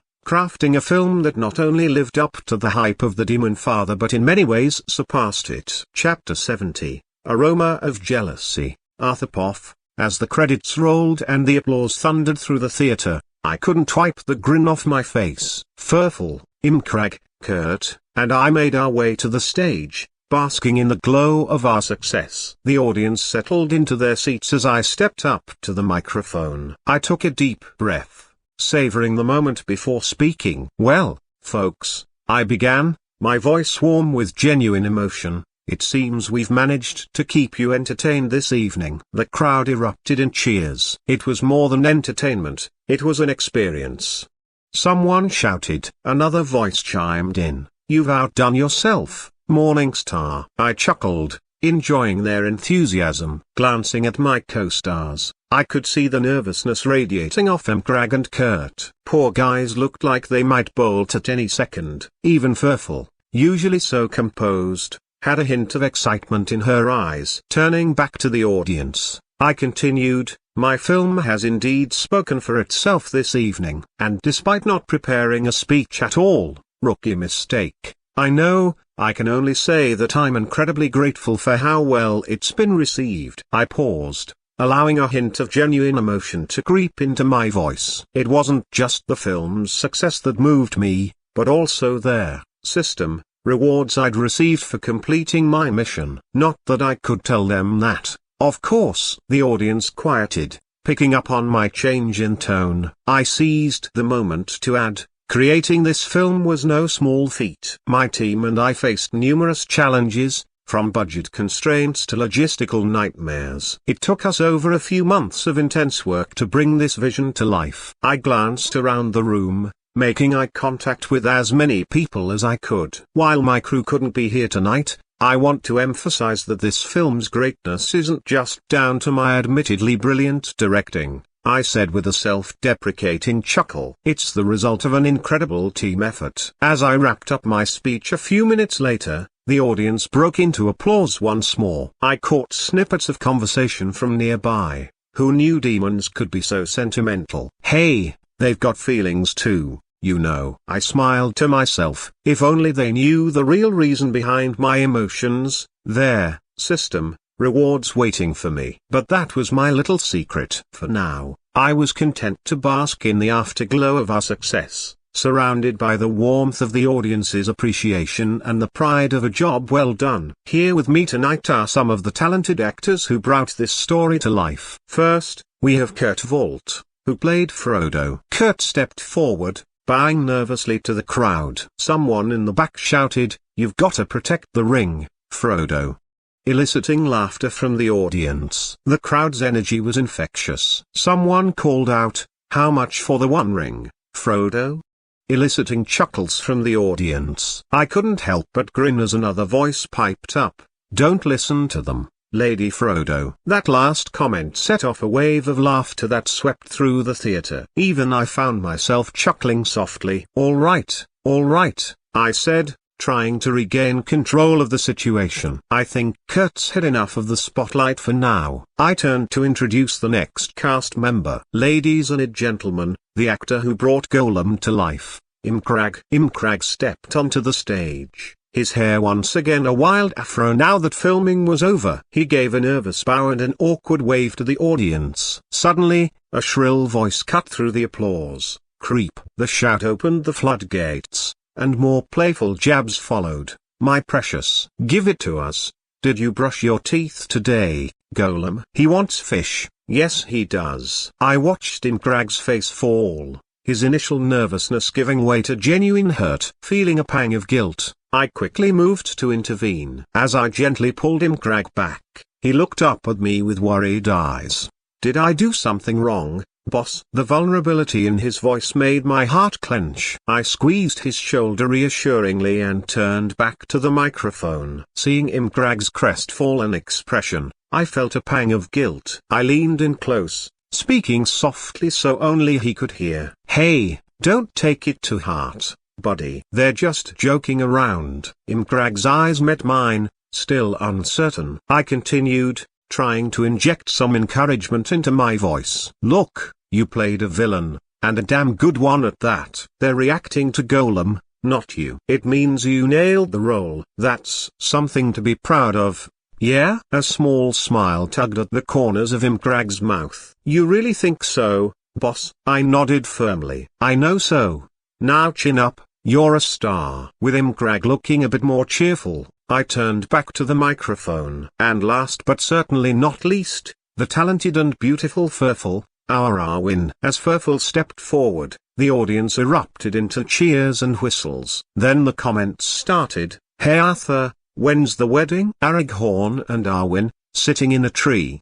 Did you write that kiss scene yourself, Arthur? I felt my face heat up, a mix of embarrassment and amusement washing over me. Without thinking, I reached out and pulled Furful closer, which only elicited more laughter and catcalls from the audience. Furful leaned in, her voice low and amused. Unbelievable people, she muttered, but I caught the hint of a smile on her lips. As we made our way off the stage, the audience's enthusiastic applause following us, I couldn't help but feel a surge of pride. Despite the jokes and jabs, it was clear that our film had made an impact. I glanced at Furful, Imkrag, and Kurt as we headed backstage. They looked tired but happy, still riding the high of the audience's reaction. I knew that this was just the beginning. The premiere afterglow was quickly replaced by the frenzy of the post-screening interviews. My co-stars and I found ourselves surrounded by a swarm of reporters, their eyes glinting with curiosity and hunger for a scoop.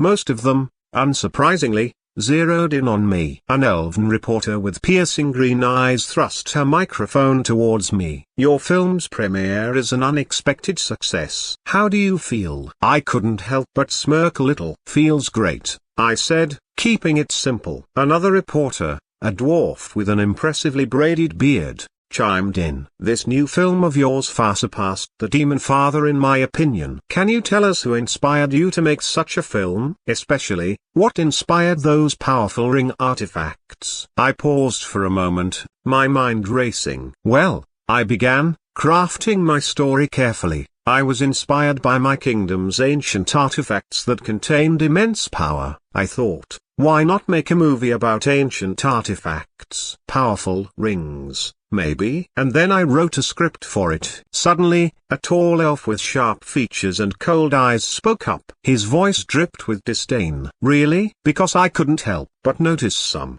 familiar elements in your film. The powerful artifacts, the ancient lore. It all feels rather reminiscent of elven history. Care to comment on that? I raised an eyebrow, sensing the trap. History is full of tales about powerful artifacts. I drew inspiration from many sources. The elf, whose name tag read Thorn Silverleaf, pressed on, his facade of politeness slipping. Sources, you say? But isn't it odd how closely your inspiration aligns with elven lore? One might almost call it a rip-off. Furful stepped forward, her eyes flashing. That's quite an accusation, Mr. Silverleaf. Are you suggesting elves have exclusive rights to stories about magical items? Thorn's lip curled. I'm merely pointing out the similarities. But while we're on the topic of questionable practices, he pulled out a folded newspaper. There are some interesting rumors circulating about your previous film, Mr. Morningstar. He unfolded the paper,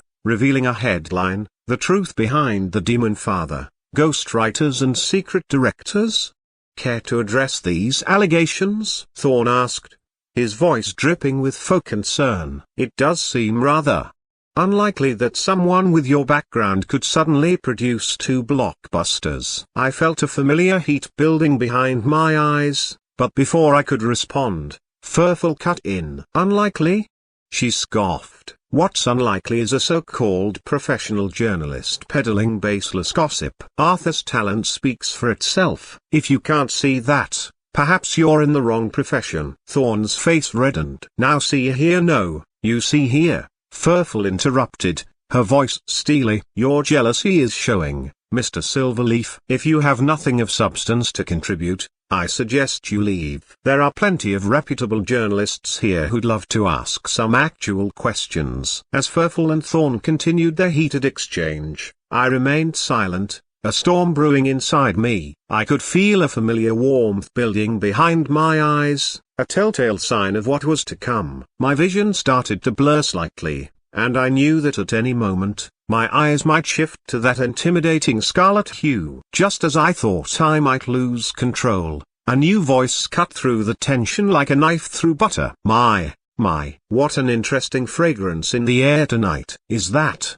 odor sour grapes I detect? Kidden continued, his eyes twinkling as they landed on Thorn. Or perhaps just the pungent aroma of jealousy. It's so hard to tell sometimes. Thorn's face paled as he recognized the legendary critic. He opened his mouth as if to speak, then thought better of it. With a final glare in my direction, he turned on his heel and stalked away. Chapter 71, Proverb, Arthur Poff. It all happened in a blur. One moment, Thorn Silverleaf was spewing accusations, and the next, he was scurrying away with his tail between his legs. As the dust settled, I found myself face to face with Kid Negis. Camera flashes popped like miniature lightning bolts around us. I glanced at Furful, making a mental note to thank her later, before turning to Kidden. Thank you, I said, genuinely grateful for his intervention. Kidden waved it off with a warm smile. No, number. If anyone should be thanking anyone, it's me thanking you. He paused, his eyes twinkling. Your film tonight.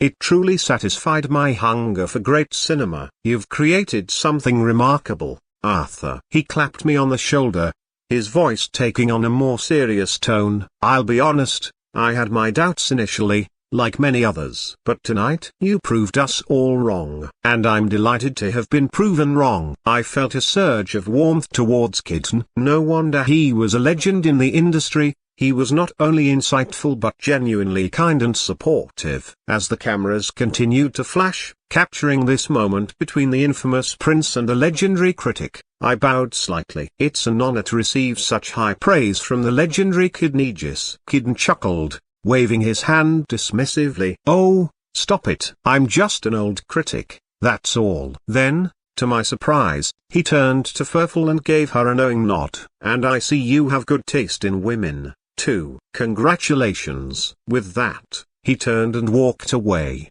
leaving me slightly bewildered. What did he mean by that? I glanced at Furful, suddenly aware of how this might look. We weren't. Were we? No. We definitely weren't there yet. Shaking off my confusion, I addressed the eager reporters. All right, everyone, we'll be taking our leave now. It's been a long day, and we could all use some rest. As we made our way through the parting crowd, I turned to Furful. Hey, thanks for having my back there. Furful shook her head, a small smile playing on her lips. Don't mention it. That reporter was just looking for trouble. After seeing how hard you've worked on this film, I couldn't just stand by. She paused, her eyes meeting mine. Actually, I should be thanking you for bringing me into this masterpiece of a project. I felt a warmth spread through my chest that had nothing to do with my unusual eye-changing ability. As we headed back to our hotel, I couldn't help but feel that something had shifted between us. Whatever it was, I was looking forward to seeing where it might lead. 2 days had flown by since the premiere. Furful, Imcrag, and Kurt had long since returned to the Morningstar Kingdom, but I'd stuck around in the Moonlight Kingdom. There was still fallout from the Lord of the Rings effect to deal with, not to mention potential distributors to wrangle. Not that staying was a hardship. Thanks to the portal stone I'd hidden in a cheap house I'd bought in the city, I could pop back to Furland City anytime I needed. Gotta love magical shortcuts. As I made my way to the restaurant, I couldn't help but notice the impact Lord of the Rings was having. It had become the darling of the Moonlight Film Festival, and enterprising folks, especially the dwarves, were already cashing in. Handcrafted figurines of Golem, Frodo, and Aragorn were popping up all over the place. My mind was still buzzing with possibilities as I entered the restaurant, quickly spotting Kyle Love and Fart Lavo at a corner table. "So, gentlemen," I said as I approached, curiosity getting the better of me, "how's progress?" "Kyle, did we secure enough cinemas for the film?" As I took a seat, I noticed an exchange of glances between Kyle and Fart. There was a tension in the air that hadn't been there before. "What's the matter?" I asked, my earlier optimism fading. Kyle was quiet for a moment, his expression grim. "We've run into some complications with the distribution." I felt my stomach drop. "What kind of complications?" Kyle sighed, running a hand through his hair. "We've hit a dead end. Titan Pictures is trying to meddle with the distribution." My blood ran cold. Titan Pictures. The name alone was enough to make even the most seasoned filmmakers break out in a cold sweat. One of the biggest studios in the world, based right here in the Evros continent. If they were involved, this could get messy. I leaned back in my chair, trying to process what I was hearing. "Okay, let me get this straight. What's Titan Pictures' angle here?" Fart cleared his throat, looking uncomfortable. "It's like this, Mr. Morningstar. Titan Pictures is putting the squeeze on Love Pictures Entertainment. They want to buy out Kyle's licensing contract." "Why?" I asked, though I had a sinking feeling I already knew the answer. "So they can renegotiate with you directly," Fart continued. "They want to control the distribution across the Evros continent." Kyle nodded grimly. "And they're not being subtle about it. They've threatened to block our access to major cinemas around the Moonlight Kingdom if I don't play ball." I felt a surge of anger mixed with disbelief. They're going to these lengths for film distribution? What's got them so desperate to get their hands on my film's rights? Fart sighed, rubbing his temples. "Apparently, one of their executives got a look at your film, and well, you can guess the rest." I nodded, understanding dawning. They'd seen the potential, and now they wanted a piece of the pie. Or rather, the whole damn bakery. Kyle leaned forward, his expression pained. "Mr. Morningstar, I want you to know I really don't want to sell the distribution rights. But if I don't," he trailed off, then continued reluctantly, "Titan Pictures is threatening to use their media connections to boycott your film, and with their ability to block access to major cinemas, I'm starting to wonder if we have a choice." I sat back, feeling the weight of the situation. I'd naively thought that after the Lord of the Rings premiere, everything would fall into place like it did with the Demonfather. Clearly, I'd underestimated the cutthroat nature of the industry. After mulling it over for a moment, I leaned forward. "Decision made." "Don't sell it, Mr. Love," I said firmly, then added with a wry smile, "I've got a feeling that once they get their hands on those rights, they'll squeeze every last penny out of it, leaving me with scraps." Kyle's eyebrows shot up. "Are you certain about this, Mr. Morningstar?" "It's a big risk we'd be taking." I nodded, feeling more confident by the second. "I'm sure." "Look, a little setback isn't going to kill us. Remember the Demonfather? It faced boycotts, got blocked from major cinemas, and still, look at how that box office turned out." Fart leaned in, his expression grave. "With all due respect, Mr. Morningstar, this is a different situation. The Demonfather caught everyone off guard. Nobody expected it to blow up like it did, so the boycotts and blocks weren't as aggressive. But now," he shook his head, "Titan Pictures knows what they're dealing with. They'll pull out all the stops, team up with their partners. They're not going to underestimate you this time." "He's got a point," Carl chimed in, his eyes clouded with worry. "You're not flying under the radar anymore. They know what you're capable of now." I couldn't help but smile, feeling a surge of confidence despite the grim faces before me. "Gentlemen, I said, leaning forward. A truly great film will shine through, no matter how many stones of accusation are thrown at it. I could see the doubt in their eyes, but I wasn't intimidated by Titan Pictures or their threats. In fact, a part of me was almost looking forward to their attempts to bring us down. Look, I continued, where there's sugar, there are ants, right? No matter how well you hide it or how far away you put it, the ants will find it eventually. Kyle and Fart exchanged confused glances, clearly not following my train of thought. I chuckled, deciding to spell it out for them. Our film, Lord of the Rings, is the sugar. The filmgoers are the ants. No matter what Titan Pictures does, if people want to see our film, they'll find a way. I could see understanding dawning in their eyes, but the worry hadn't completely faded. In fact, I added, warming to my theme, their attempts to boycott us might actually work in our favor. Bad publicity is still publicity, after all. They might end up drawing more attention to our film than we ever could on our own. Fart shook his head, looking bewildered. You really think their efforts to bring us down could actually help us? I nodded, feeling more certain by the second. Of course, people love an underdog story. The more they try to suppress us, the more curious people will become about what all the fuss is about. I could see that Kyle and Fart were still worried, and I understood their concern. They hadn't yet seen firsthand how the machinations of big studios could backfire, inadvertently boosting the very film they were trying to squash. Trust me, I said, meeting their eyes in turn. I've been the underdog my whole life. Sometimes, that's the best position to be in. We're going to ride this wave,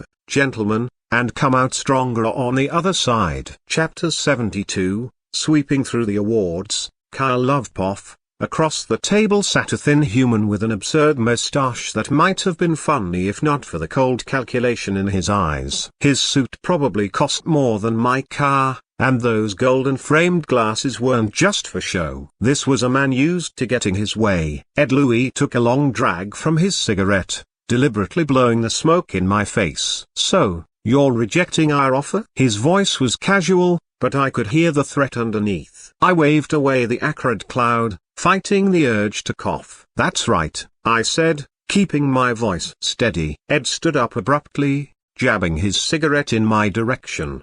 Do you understand that your decision today will make you regret it in the future? I stood my ground, even as my heart raced. I believe in the film. I know it'll be profitable. Selling those rights to you would be foolish. He crushed the cigarette in his hand, his lips curling into a sneer. Profitable? Hey, yeah. Good luck with that. His voice dropped to a menacing growl. No one who goes against Titan Pictures makes money. They all go bankrupt. I remained silent, acutely aware of the truth in his words. Titan Pictures was big enough to make good on that threat. It was the source of their arrogance, their certainty that they could bully anyone into submission. Are you sure about your decision? Ed asked again, giving me one last chance to back down. I don't know where I found the courage, but I looked him straight in the eye. I don't want to repeat myself. Ed Louis, using his full name felt like a small act of defiance. Ed's eyes narrowed. All right, have it your way. I hope this decision doesn't come back to haunt you, because I'm going to make damn sure that Love Pictures Entertainment falls. Remember that. With a final huff of anger, he stormed out, leaving me alone with the lingering smell of smoke and my own doubts. I sank back into my chair, my bravado evaporating. I couldn't quite believe what I'd just done. Going up against a studio like Titan Pictures. It was madness. But I was gambling everything on Arthur Morningstar being right. That our film would profit even with a giant like Titan Pictures trying to crush it. As the reality of what I'd just done sank in, I couldn't help but wonder, had I just saved Love Pictures Entertainment, or signed its death warrant? Roger Poff, here's your drink. I called out, sliding a frothy mug across the bar to a burly customer who caught it with practiced ease. The Moonlight Film Festival always brought good business to the tavern. Film enthusiasts from across the kingdom, hell, from around the world, flocked to our little corner of the Moonlight Kingdom. Some came to watch, others to present, but they all seemed to end up here, drowning their excitement or sorrows in our ale. 3 days in, and I was raking in dozens of dollars a day. Not too shabby, if I do say so myself. I might be too busy pouring drinks to actually attend the festival, but I didn't need to. The hot gossip came to me, carried on the slurred words of my patrons. I'm tellin' ya, a red-faced elf slurred, slamming his mug down for emphasis. Lord of the Rings is something else. Incredible, it was. His dwarf companion nodded vigorously. Aye. Hard to believe there'd be another film to top the Demonfather so soon. A human at the end of the bar scoffed. Lord of the Rings? Please. It can't hold a candle to Demonfather. You're off your rocker. Another patron chimed in. Lord of the Rings is clearly superior. In your dreams, maybe. The human shot back. A half-elf raised his hands, trying to play peacekeeper. Why argue? They're both made by the same demon, aren't they? A collective groan rose from the group. Say, the dwarf piped up, changing the subject. Any of you lot catch that picture in the paper? The one with the infamous prince and that famous critic? My ears perked up at that. It had been days of this, Lord of the Rings on everyone's lips. Snippets of plot leaked through drunken retellings. It wasn't just my customers, either. The newspapers and magazines I'd picked up to keep tabs on the festival were plastered with headlines about Lord of the Rings. You'd think no other films were even showing. I don't get it. A gruff voice cut through the chatter. Been hearing about this Lord of the Rings non-stop. What's the big deal? I glanced over to see a burly human addressing the group of film enthusiasts. An elf with silver hair leaned in. It's the talk of the festival. You should give it a watch. The human snorted. Festival? Don't have time for that nonsense. Then you'll never know what you're missing. The elf shot back, a hint of smugness in his voice. The human's brow furrowed. Missing? According to this, he waved a crumpled newspaper. It's so bad critics couldn't even sit through it. Curious, I craned my neck to catch a glimpse of the headline. Infamous Prince's Lord of the Rings, a disaster of epic proportions. The elf snatched the paper, scanned it, then tossed it aside with a scoff. Rubbish. They're clearly not telling the truth. But it's not just this one, the human said, looking thoughtful. I've seen a few papers trashing it. Makes you wonder. The elf's eyes lit up. Then see for yourself. Join us. We'll even spot you a ticket. The human's eyebrows shot up.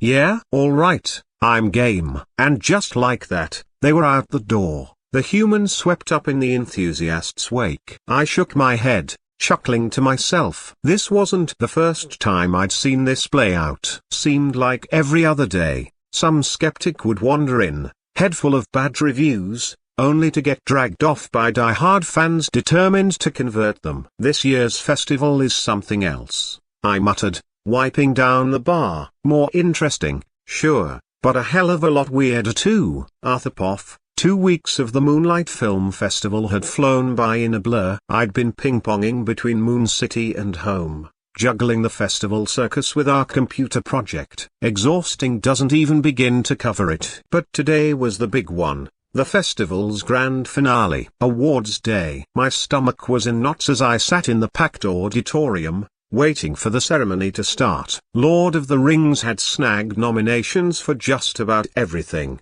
including the festival's most prestigious awards, the Lunar Laurel for Best Director and the Celestial Crown for Best Film. We were also up for a slew of minor awards like the Audience Choice Award and the Best Screenplay. Harold Green, the festival director, took the stage, his silver robes shimmering under the spotlights. He started with the minor categories, and I found myself holding my breath each time he opened an envelope. Ladies and gentlemen, esteemed guests, we begin with our minor awards. I tried to pay attention as he rattled off the winners, but my mind kept drifting to the big ones. Still, I couldn't help but grin as Lord of the Rings swept up award after award in the smaller categories. The Audience's Choice Award, the Best Screenplay, Best Visuals, the Best Soundtrack trophy, they all came our way. Finally, Harold reached into his pocket and pulled out the envelope I'd been waiting for all night. And now, the moment you've all been waiting for. The Lunar Laurel for Best Director goes to Chapter 73,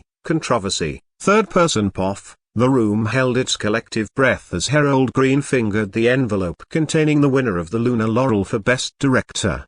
He cleared his throat, milking the moment for all it was worth. And the award goes to Lord of the Rings, directed by Arthur Morningstar. The announcement hit like a thunderclap, a beat of silence, then a cacophony of reactions. "This can't be possible," an elf filmmaker muttered, his face a mask of disbelief. He wasn't alone. The room buzzed with shocked whispers. Sure, Lord of the Rings had been cleaning up in the minor categories, but this was different. The main awards were supposed to be above such upsets. All eyes turned to Arthur Morningstar, the infamous prince-turned-filmmaker, as he made his way to the stage. He accepted the silver award, looking almost as surprised as everyone else. Harold beamed, practically bouncing on his toes. "You're making history, Arthur Morningstar. First demon filmmaker to win a main award at this festival, and your film's sweeping the board." Arthur blinked, as if trying to process it all. "Yeah, it's something all right. Honestly, I'm still wrapping my head around the fact that this festival was willing to embrace a film from a demon." Harold's smile widened. "At this festival, we don't care if it's made by demons, elves, or even orcs. Good cinema is good cinema." Arthur chuckled, the sound a mix of amusement and lingering disbelief. In the audience, a sea of sour faces. Filmmakers who'd been so sure of their chances now sat rigid in their seats, a bitter taste in their mouths. The word cheated hung unspoken in the air. But for the journalists present, it was a feeding frenzy. Pens flew across notepads, cameras flashed. This was history in the making, a demon film shattering records and expectations at the Moonlight Film Festival. The excitement only grew when Lord of the Rings snagged the Celestial Crown for Best Film. It was a clean sweep, unprecedented and undeniable. Well, almost undeniable. In the back of the room, a cluster of journalists from Titan Pictures-owned papers huddled together, faces grim. They'd been under orders to trash Lord of the Rings, but this made their job significantly harder. "Rigged festival?"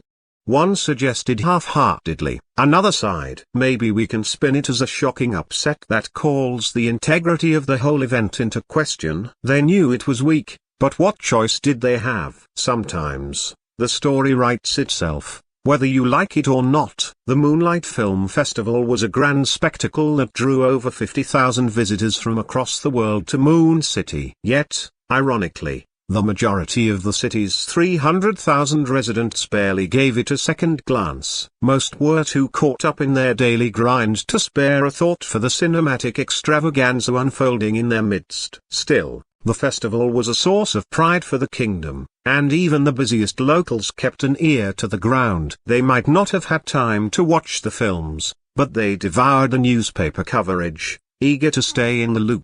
Among the myriad of films mentioned, one title kept popping up: Lord of the Rings. It wasn't the glowing reviews or critical acclaim that etched this name into the public consciousness, though. No, it was the relentless barrage of negative press that made it unforgettable. Day after day, the city's major newspapers plastered their front pages with scathing headlines about Lord of the Rings. The sheer volume and vitriol of the criticism was impossible to ignore. It was as if the papers were waging a personal vendetta against the film. Ironically, this constant thrashing had the opposite effect of what was likely intended. Instead of burying Lord of the Rings in obscurity, it elevated the film to a topic of widespread curiosity and discussion. Even those who had no interest in cinema found themselves wondering about this apparently controversial movie that had riled up the press so thoroughly. The morning after the Moonlight Film Festival's conclusion, the streets of Moon City buzzed with activity. A young elf,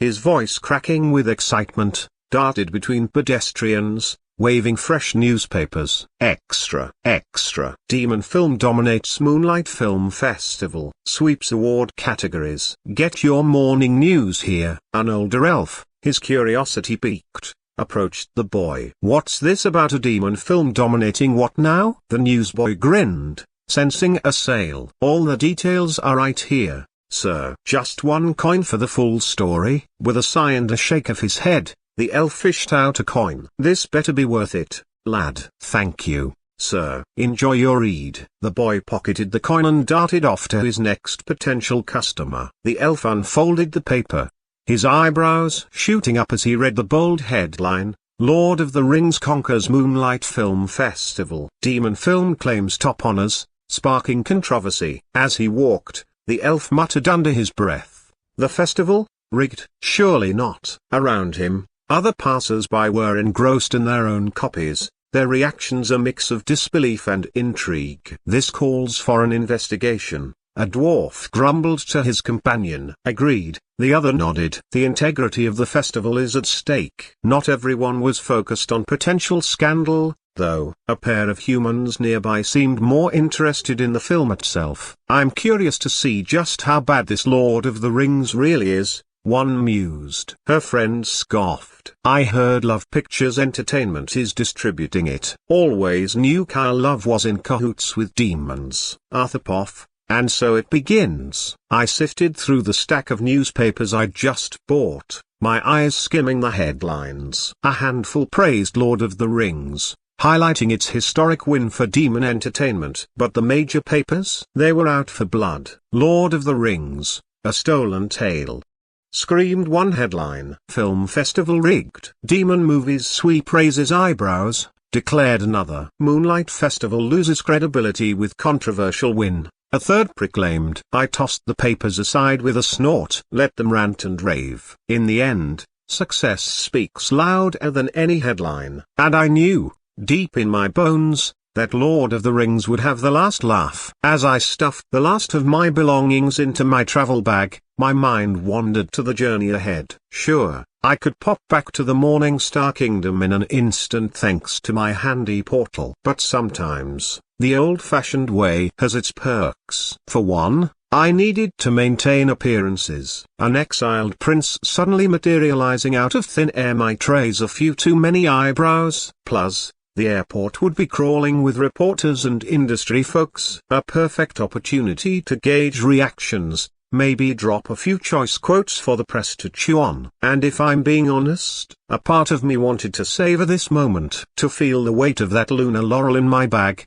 to see the sideways glances and whispered conversations as I walked through the terminal. Let them wonder, let them gossip. The story of the demon who conquered the Moonlight Film Festival was just beginning. Chapter 74, I'm back, honey. Arthur's Poff. As I made my way down the sidewalk, the whispers followed me like a bad smell. They weren't even trying to be subtle about it. Is that Arthur Morningstar, the one who supposedly rigged our prestigious film festival? Must be. Despicable demon, isn't he? I kept my face neutral, pushing down the urge to roll my eyes. Then an elf nearby decided to get bold. Go back to your kingdom, demon, he spat. I turned, meeting his gaze coolly. That's the plan. Their words didn't really get under my skin. After all, they were just parroting what they'd heard, dancing to Titan Pictures' tune like good little puppets. Obviously, none of them had actually seen Lord of the Rings. Their loss. But soon enough, when the film hit cinemas across the Moonlight Kingdom, they'd see for themselves. For now, Titan Pictures was doing my marketing for me, free of charge. Couldn't ask for better publicity, really. As I approached the airport, I couldn't help but smile, thinking about my latest reward from the system. Heartstrings, a rare and powerful emotional manipulation skill that enables the director to subtly shape the emotions of their actors, drawing out deeply authentic and captivating performances. It was still at level 1, only affecting 3 actors at a time for 5 shoots a day before exhaustion set in. But with practice, who knew how far I could push it? I was no stranger to leveling up skills. After all, Nether Surge had taught me patience. The moment I stepped into the airport, I was swarmed by reporters. Their questions hit me like a wave. How do you respond to the accusations of rigging the film festival? I kept my cool, my voice level as I responded. How could a demon like me possibly influence the festival? Only good films can sway the MFF. And my film? It's a damn good film. As the reporters scribbled furiously, I couldn't help but feel a twinge of satisfaction. Let them write their hit pieces. In the end, the film would speak for itself. After weathering a storm of accusations from journalists in Moon City, I finally boarded an airship back to the Morningstar Kingdom. 2 days and several layovers later,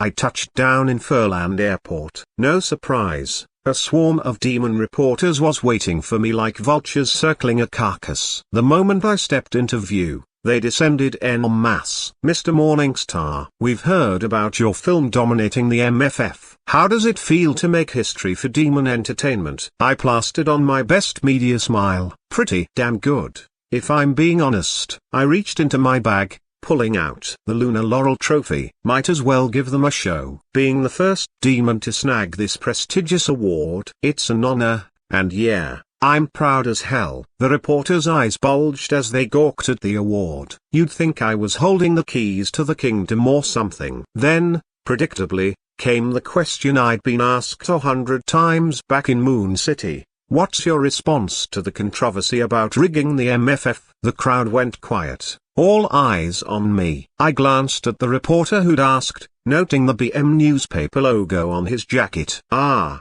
Bobby's rag." No wonder. I sighed, not bothering to hide my exasperation. "Look, I've answered this question more times than I can count back in Moon City. If you're that curious, wait for the elf newspapers to hit the stands. They've got all my responses in black and white." As I pushed past the stunned reporters, I couldn't help but smirk. Let them chew on that for a while. I had bigger fish to fry. Third person POF. News of Arthur Morningstar's Lord of the Rings dominating the prestigious MFF spread like wildfire through the Morningstar Kingdom. The demon populace was torn. Pride in their race's achievement warred with their dislike of the weak ex-prince. Some basked in the reflected glory, while others, fueled by rumors of rigging, spat disgust at Arthur's name. Among the latter group, none burned with more fury than Bobby Morningstar. In the BM newspaper office, he paced like a caged animal, his face twisted in a snarl. "This is unacceptable," Bobby roared,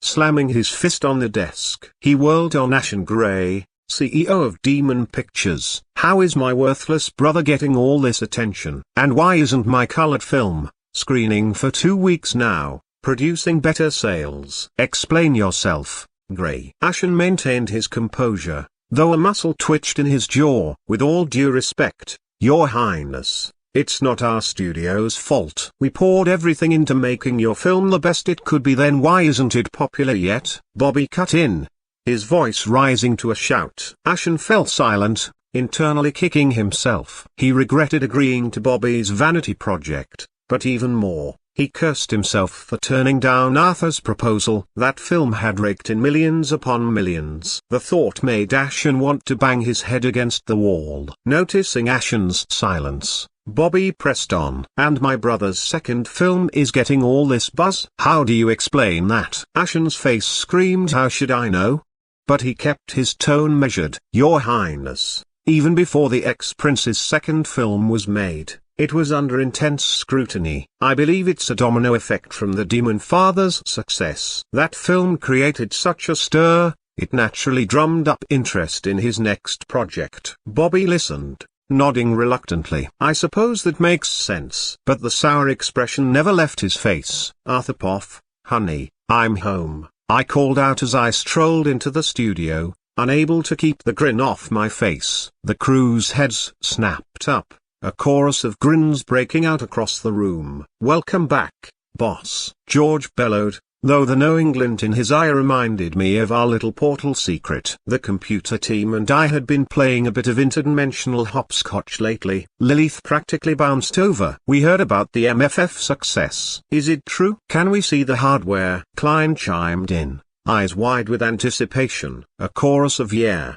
and "show us" erupted from the group. I couldn't help but chuckle. These guys, most of them fresh out of the Infernal Institute of Cinematic Arts, were practically salivating at the thought of seeing a real MFF award up close. Can't say I blamed them. All right, I said, reaching into my bag. "Feast your eyes on these beauties." The moment the awards came out, I was swarmed. Again, felt like DA tilde copyright after all those reporter mobs. But this felt good. They oohed and ahed over the trophies, particularly the Lunar Laurel for the Best Director and the Celestial Crown for the Best Film. Just as I was basking in the team's excitement, a familiar gravelly voice cut through the chatter. "Congratulations, Your Highness." We all turned to see Rocky, decked out in a suit that actually fit him for once, a warm smile on his weathered face. I couldn't help but grin back. "Rocky, you old dog. Looking sharp. Come to join the celebration?" Rocky's smile widened as he sauntered over. "The moment I heard your second flick was sweeping the MFF, I hightailed it over here. Seems you've gone and made another masterpiece."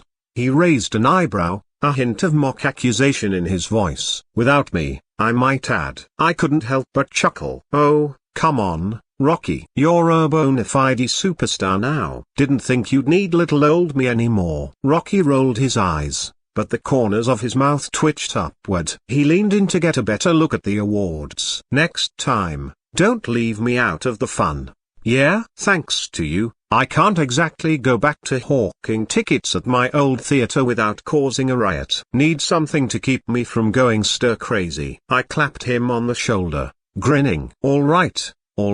Next time we cook up some movie, you'll be my first call." Can't have our resident celebrity wasting away from boredom, can we? Rocky's eyes lit up, though he tried to play it cool. "Well, if you insist, someone's got to keep you young whippersnappers in line." Chapter 75, Agency. Arthur Poff. Seeing Rocky, I couldn't help but think about the other cast of the Demonfather: Johnny Devilkin, Charles Flirt, Vivienne Westwood, Richard, and the rest. Word on the street was that they were all riding high on the film's success, their schedules packed with new projects. Oddly enough, Rocky was the only one I hadn't heard much about since the film blew up. I just assumed he was cashing in like the others, enjoying his newfound fame and fortune. As I poured Rocky a cup of the popular Morningstar tea, curiosity got the better of me. "So, old-timer, how's life been treating you since the Demonfather hit it big?"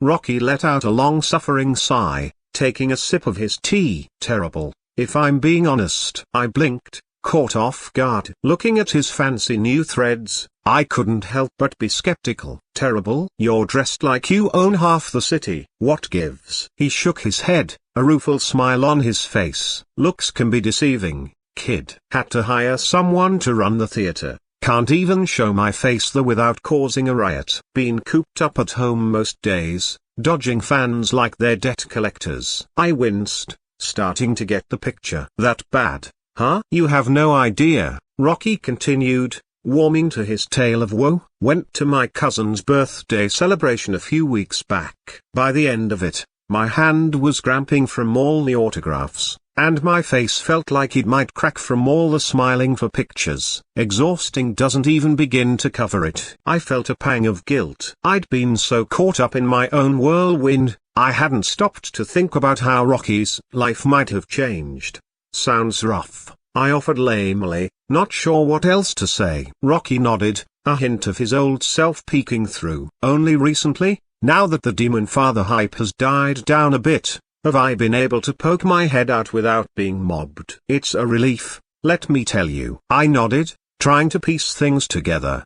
I figured you'd be drowning in acting projects by now." Rocky let out a dry chuckle. "Hard to get project when you're not signed with an agency, kid." I nearly choked on my tea. "Wait, what? You haven't signed with anyone yet?" "Nope," Rocky shrugged. Then, with a sly grin, "Why? You offering me?" "Nah, I don't. I mean, I don't have an agency," I stammered, not wanting to overstep. Rocky leaned back, eyeing me thoughtfully. "You know, Your Highness, with your studio on the rise, ever consider starting your own agency?" The question caught me off guard. "My own agency?" I muttered, the wheels in my head starting to turn. "Yeah," Rocky nodded. "Look, I've had offers, but I don't trust them." "But you?" "If you started something, I'd sign in a heartbeat." I stroked my chin, the idea taking root. "You know, that's not half bad. Could bring Furful, Imcrag,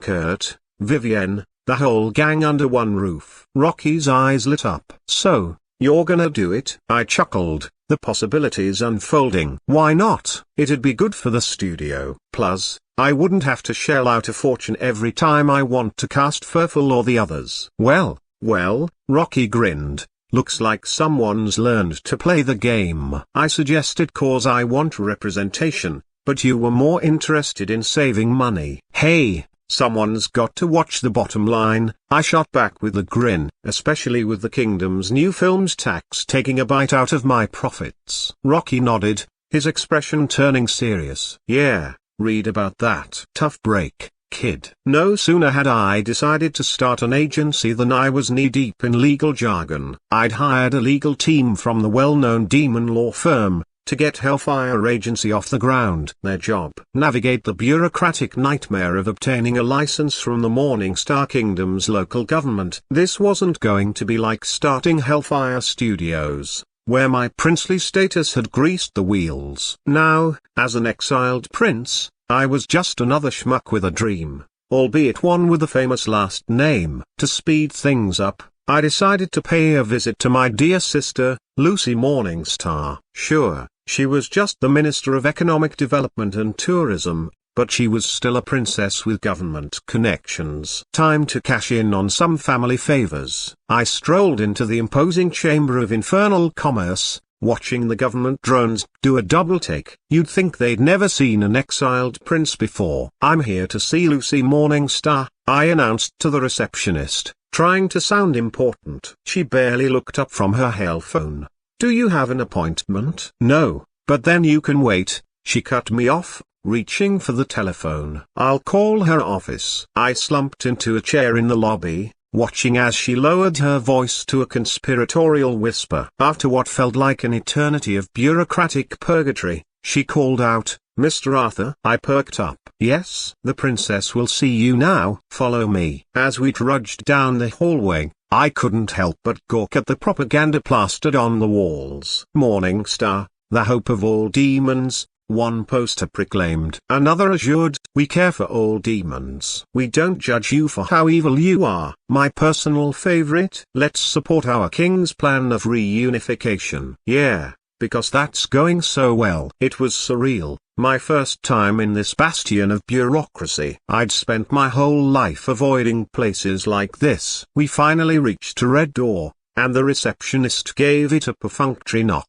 Enter. Lucy's voice rang out, crisp and authoritative. The receptionist gestured at the golden doorknob, clearly done with playing tour guide. I took the hint and let myself in. Lucy's office was, well, opulent doesn't quite cover it. It looked like a dragon's hoard had mated with a luxury hotel suite. So this is where the people's tax money goes, I thought, trying not to roll my eyes. What brings you here? Lucy asked, barely looking up from her desk. Her name tag, all fancy demon calligraphy on gold, probably cost more than most demons make in a month. I plopped down in the chair across from her, abandoning any pretense of formality. Just here to ask for a few favors, sis. That got her attention. Favors?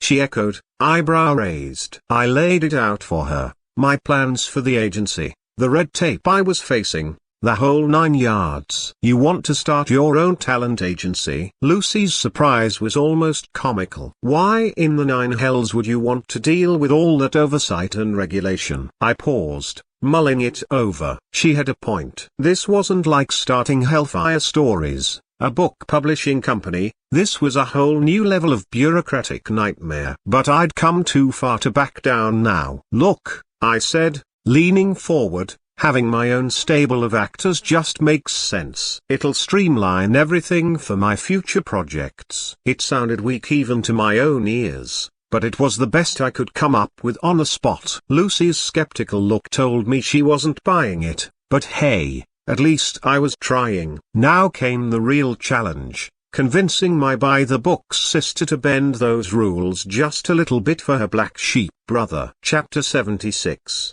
Hellfire Agency, Arthur Poff. Lucy's interrogation felt like it lasted for half an hour. I kept circling back to one point. Come on, I've paid a fortune in taxes from the Demonfather.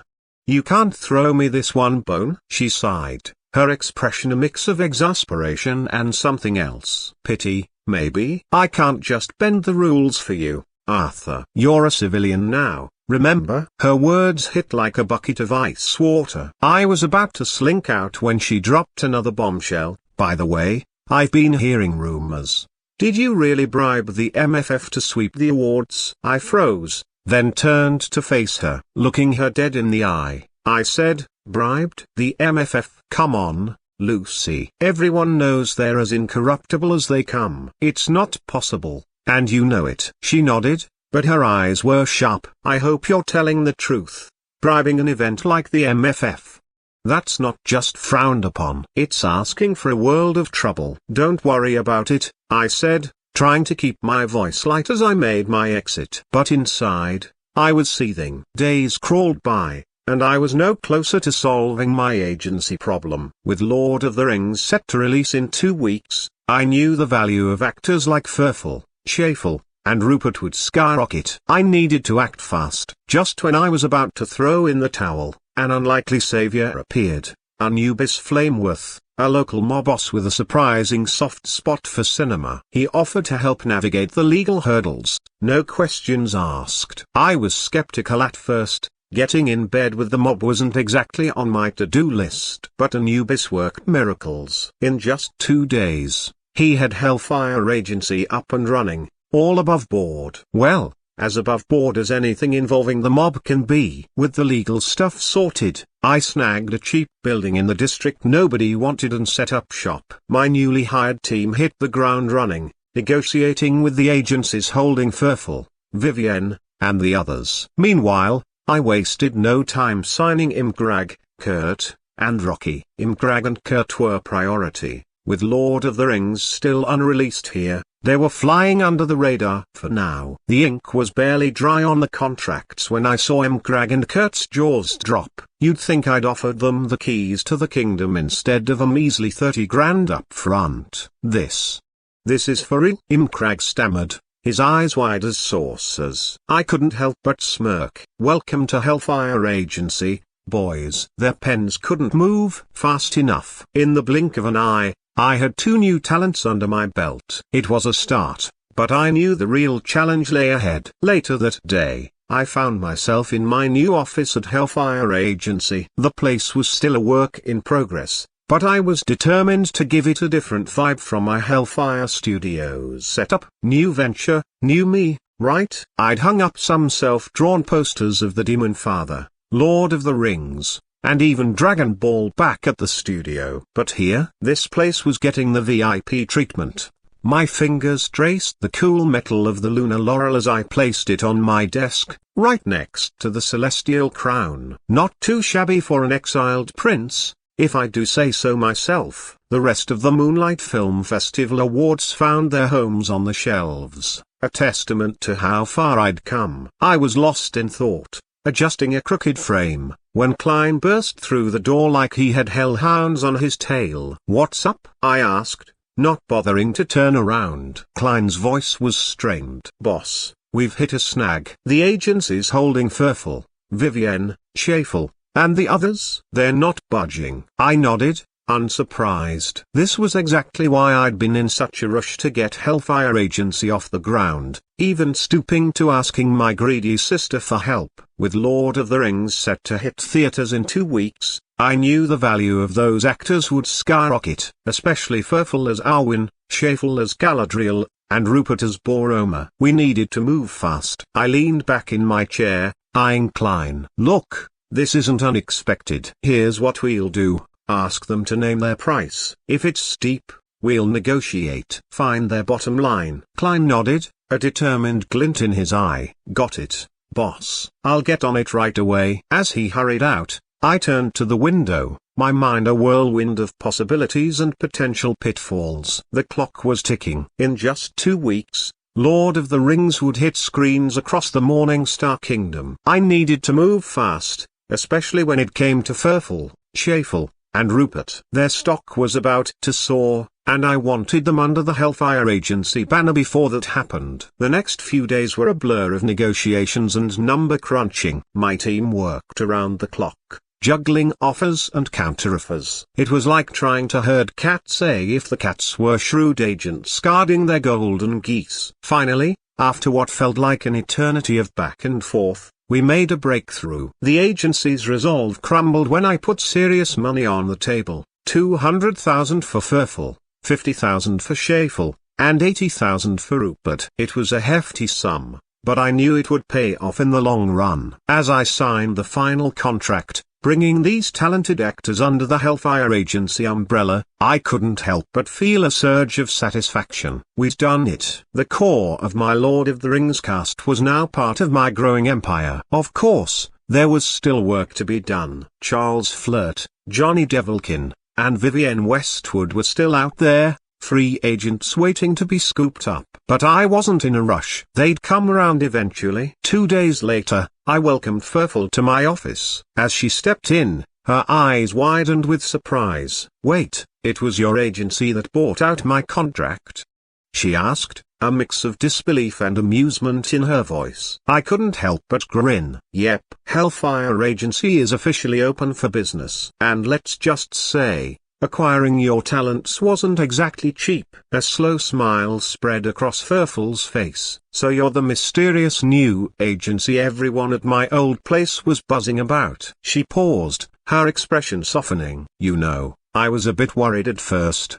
Didn't know if I was being handed off to some shady outfit." I chuckled, leaning back in my chair. "Shady? Well, you're not entirely wrong. Now that you're under my agency, I'll be saving a fortune on casting fees for my future projects. You work for me now, remember?" Furful rolled her eyes, but I could see the amusement dancing in them. "You're terrible, you know that?" "So I've been told," I replied with a wink. "But admit it, you wouldn't have it any other way." Chapter 77, Launch Box Office Success. Third-person POF. The streets of Furland City hummed with early morning activity. Demons, elves, and dwarves bustled about, starting their daily routines. On every street corner and shop window, film posters fought for attention, but one dominated the landscape: Lord of the Rings. A group of demon workers who knew one another paused in front of the large poster, whispering quietly among themselves. "Isn't this the film that won all those awards at the Elf Festival?"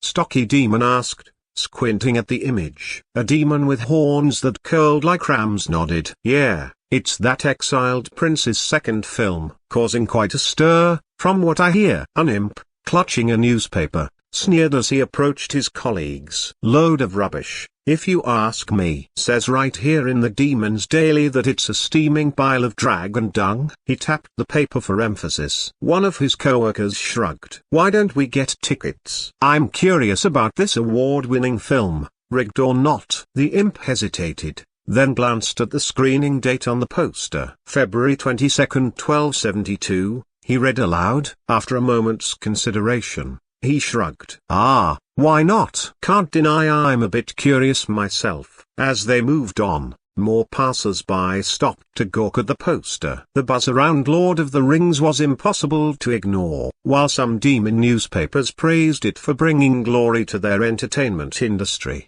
the major outlets were tearing it to shreds. Yet, despite the negative press, or perhaps because of it, our demons couldn't stop talking about the film. They might claim to believe the bad reviews, but there was an undercurrent of curiosity that even the harshest criticism couldn't quash. Days slipped by, and February 22nd crept closer. The major media outlets patted themselves on the back, convinced their smear campaign against Lord of the Rings was working its dark magic. Everywhere you turned, demons were muttering about how awful the film was bound to be. Titan Pictures, having joined forces with the demon media moguls to boycott Lord of the Rings, were practically purring with satisfaction. Their poison even spread through the Evros continent like wildfire.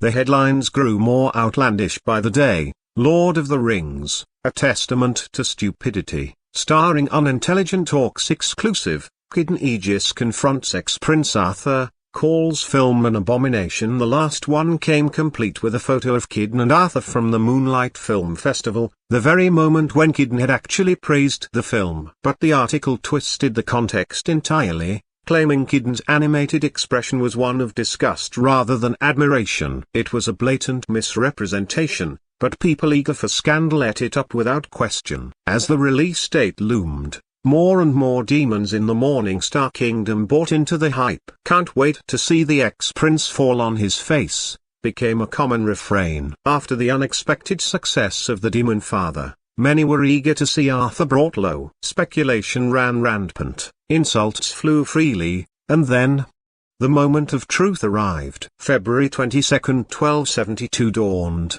bright and full of possibility. Across the kingdom, 2,100 theaters threw open their doors, ready to screen Lord of the Rings, The Fellowship of the Ring. It wasn't the wide release Arthur had dreamed of. The major studios had flexed their muscles, strong-arming key cinemas into rejecting the film.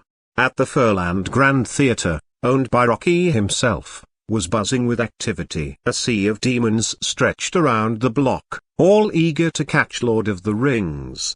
The sheer number of attendees caught many off guard. A fiend demon named Jimmy scratched his horns, bewildered. "I thought this film was supposed to be trash." "What's with the crowd?" His demoness girlfriend, Lola, shrugged. "Morbid curiosity, maybe." "Everyone wants to see just how bad it is." "Huh," Jimmy mused. "Guess a lot of folks are itching to watch that exiled prince crash and burn." Lola snorted. "You said it. Demons will pay good money to see that weakling fall flat on his face." After what felt like an eternity, they finally settled into their seats. The theater hummed with anticipation as the lights dimmed. From the moment the film began, expectations were shattered. The scaling resolution alone drew gasps of awe, but it was the world and story that truly captivated the audience. As the credits rolled, the theater erupted with chatter. "I can't believe they killed off Boromir just like that," a demon with bat-like wings lamented. His friends scoffed. "He had it coming. Aragorn's the real deal,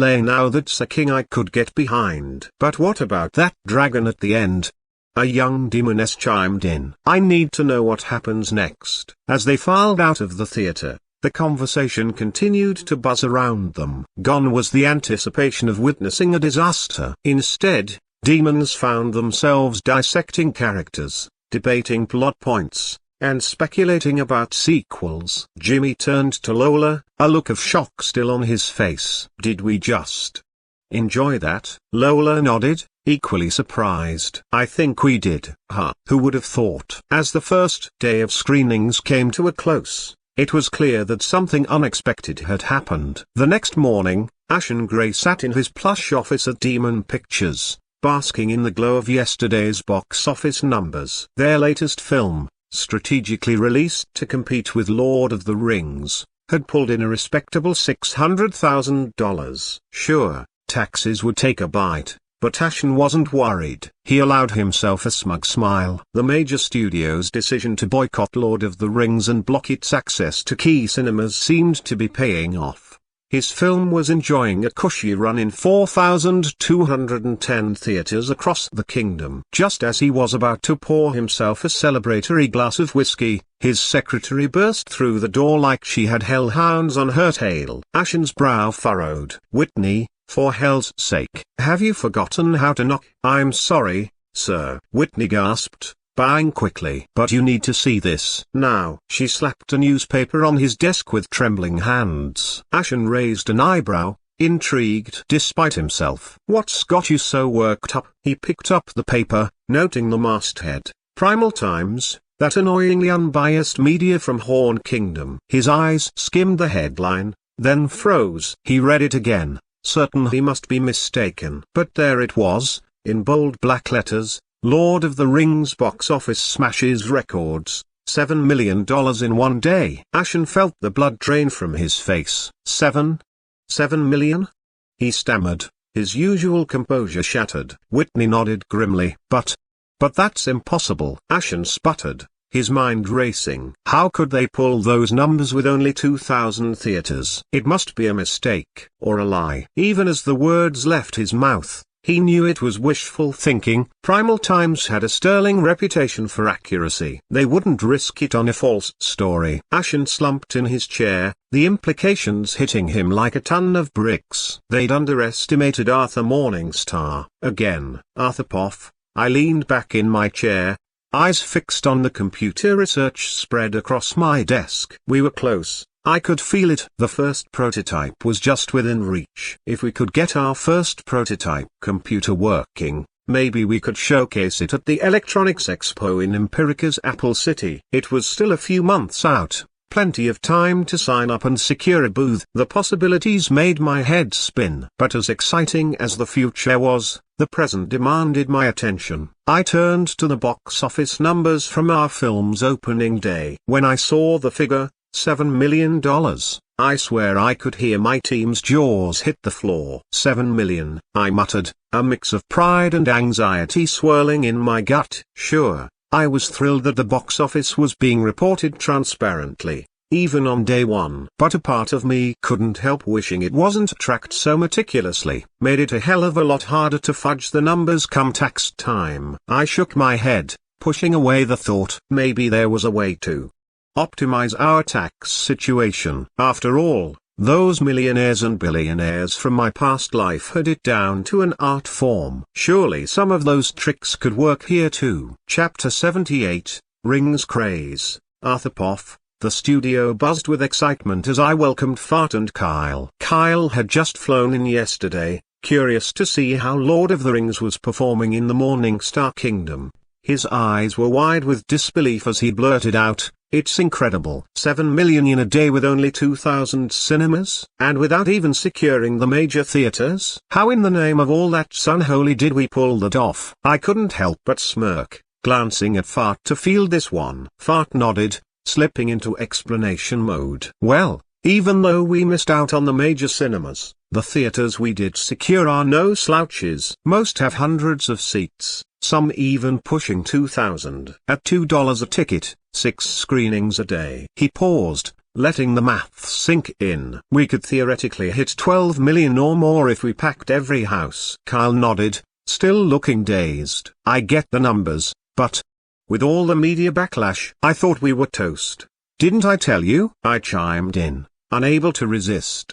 "Where there's sugar, there's ants. No matter how many people try to convince the ants it's salt, they'll figure out the truth eventually." Fart and Kyle exchanged a look that screamed, "Here he goes again with the weird metaphors." I chuckled, adding, "Besides, people love an underdog, right?" Kyle snorted, a hint of worry in his eyes. "Yeah, but you're the underdog demons love to hate. Aren't you concerned?" I just laughed, feeling more confident than ever. The game was far from over, but we'd just scored one hell of a point. Let them hate. As long as they were buying tickets, they could curse my name all they wanted. Our conversation was interrupted when Lilith poked her head in. "Boss, there's someone here to see you." "Oh, who is it?" I asked, curiosity piqued. "Says he's from the Horn Kingdom. Interested in distributing Lord of the Rings there."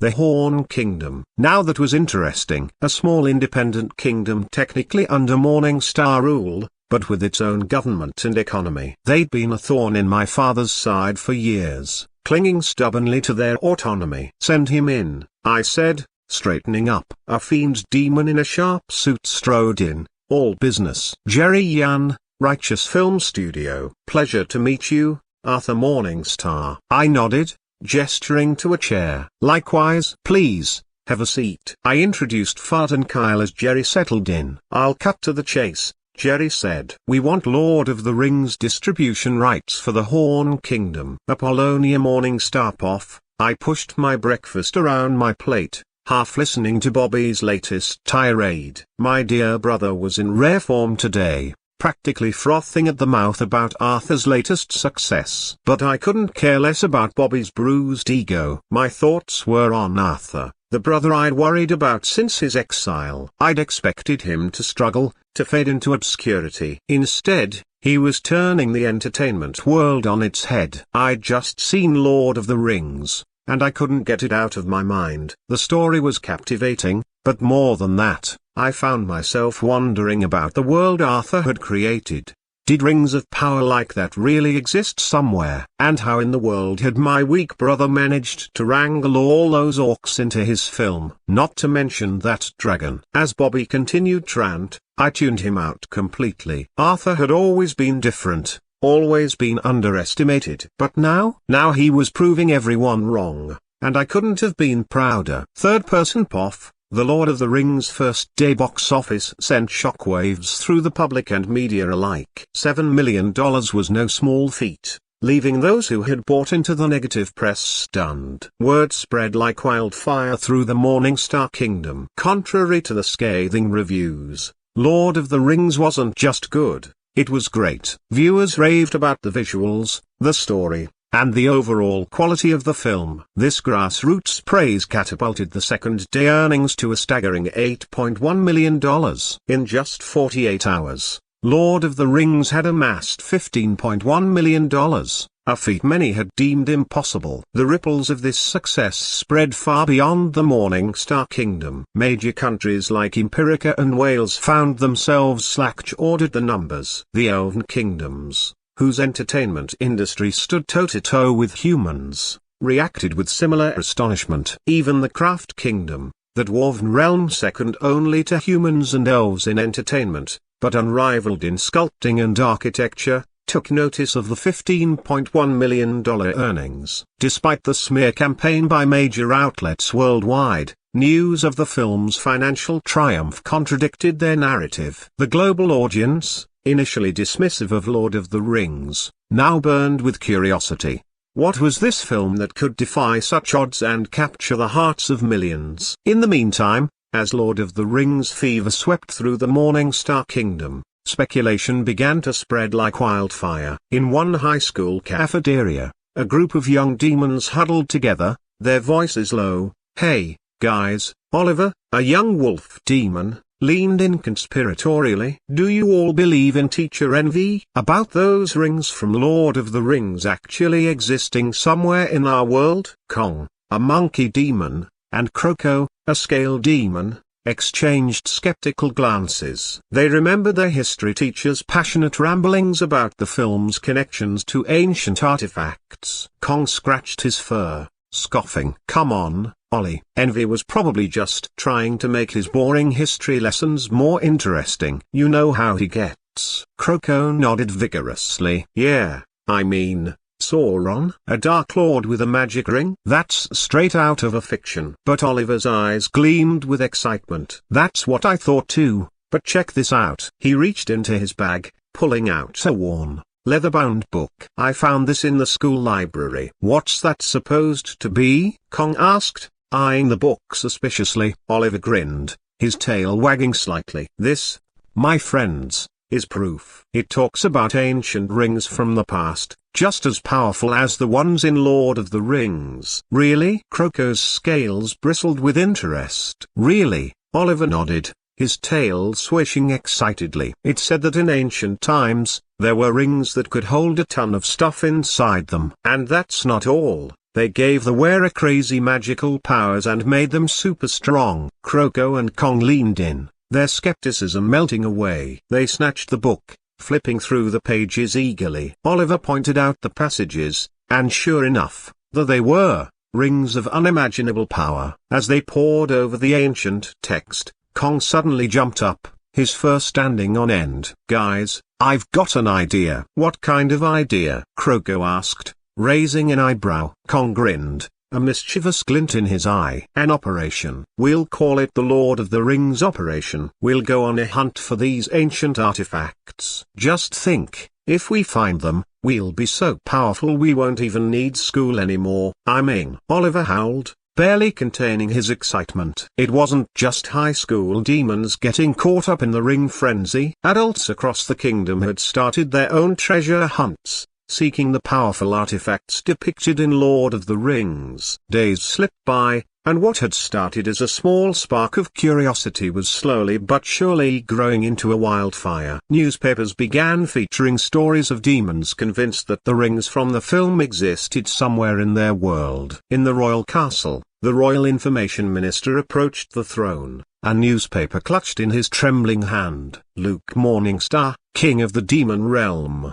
fixed the minister with a cold stare as he accepted the paper. "My king," the minister began, his voice quavering, "this Lord of the Rings film is causing unrest in our kingdom. The mastermind behind all of this is none other than the former prince, Arthur. It must be intentional, a form of revenge for his exile." Luke's eyes scanned the newspaper, his expression hardening. The headlines screamed of a new obsession sweeping the kingdom. Demons young and old alike searching for magical rings. But it was the next part that made the king's blood run cold. The article highlighted a crucial scene from the film where Boromir addressed Arthur's character, Aragorn, as king. The article writer speculated that this was Arthur's way of announcing his intention to claim the throne in the future. Luke leaned back, his mind reeling. Could it be possible? His useless son, the one he'd cast aside, now boldly declaring his ambition for the crown?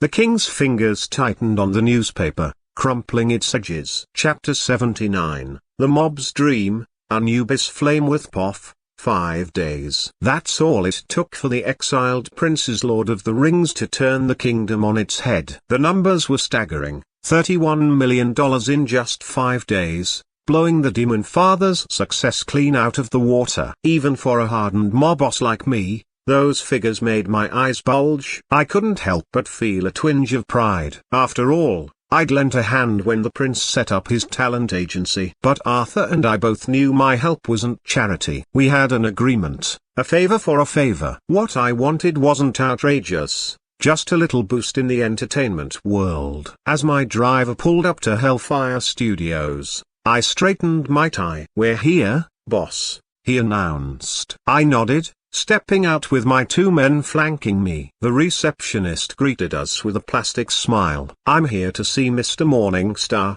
I said smoothly. "Do you have an appointment?"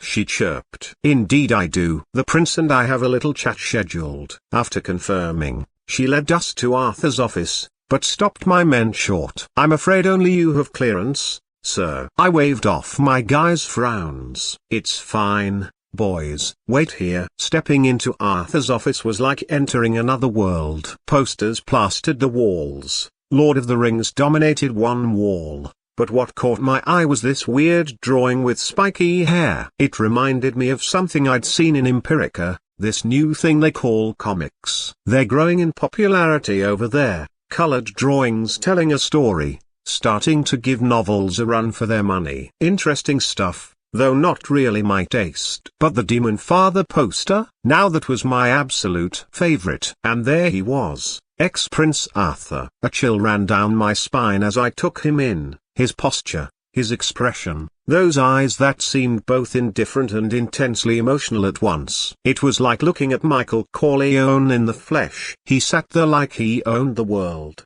And maybe he did. After watching Lord of the Rings, I couldn't shake the feeling that Arthur was sitting on a throne, not just an office chair. The ambition to be king someday radiated off him like heat from a furnace. Even as a seasoned mob boss, I felt a twinge of discomfort, a flicker of fear. But I couldn't show weakness. Squaring my shoulders, I approached. "How are you doing, Mr. Morningstar?" Arthur's smile was warm, but his eyes remained calculating. "Everything's fine, Mr. Flameworth," he replied smoothly. With a gesture, he added, "Why don't you have a seat?" I nodded, settling into the chair across from him. Time to get down to business. As I mentioned 2 weeks ago, I'm a huge fan of the Demonfather.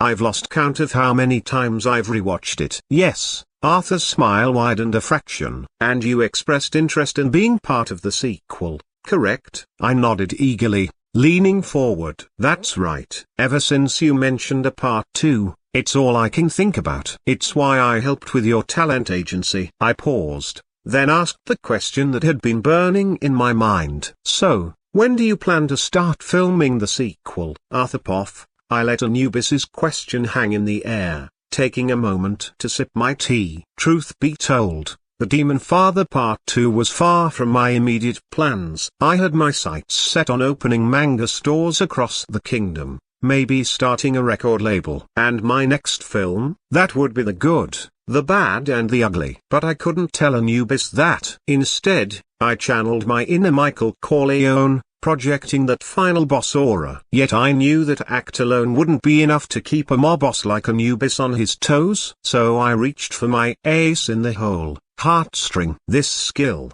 meant for directing actors, was about to serve a very different purpose. There were no cameras, no mix, no crew around us, just 2 actors. No, that wasn't quite right. One actor and one director. Anubis was my unwitting performer, and I was the puppet master pulling his emotional strings. I'd used heartstring on him before, during our first meeting. The revelation that I could wield this power outside of film projects had caught me off guard then. Now, I felt more in control, less nervous about sharing space with a notorious mob boss. But the limits of heartstrings were still a mystery to me. Cockiness could be my downfall, so I treaded carefully, weighing each word like a jeweler examining precious stones. After a full minute of contemplation, I finally spoke. "Mr. Flameworth, let me ask you something." I paused, letting the tension build. "Would you prefer an unripe cherry, snatched too soon by an impatient farmer,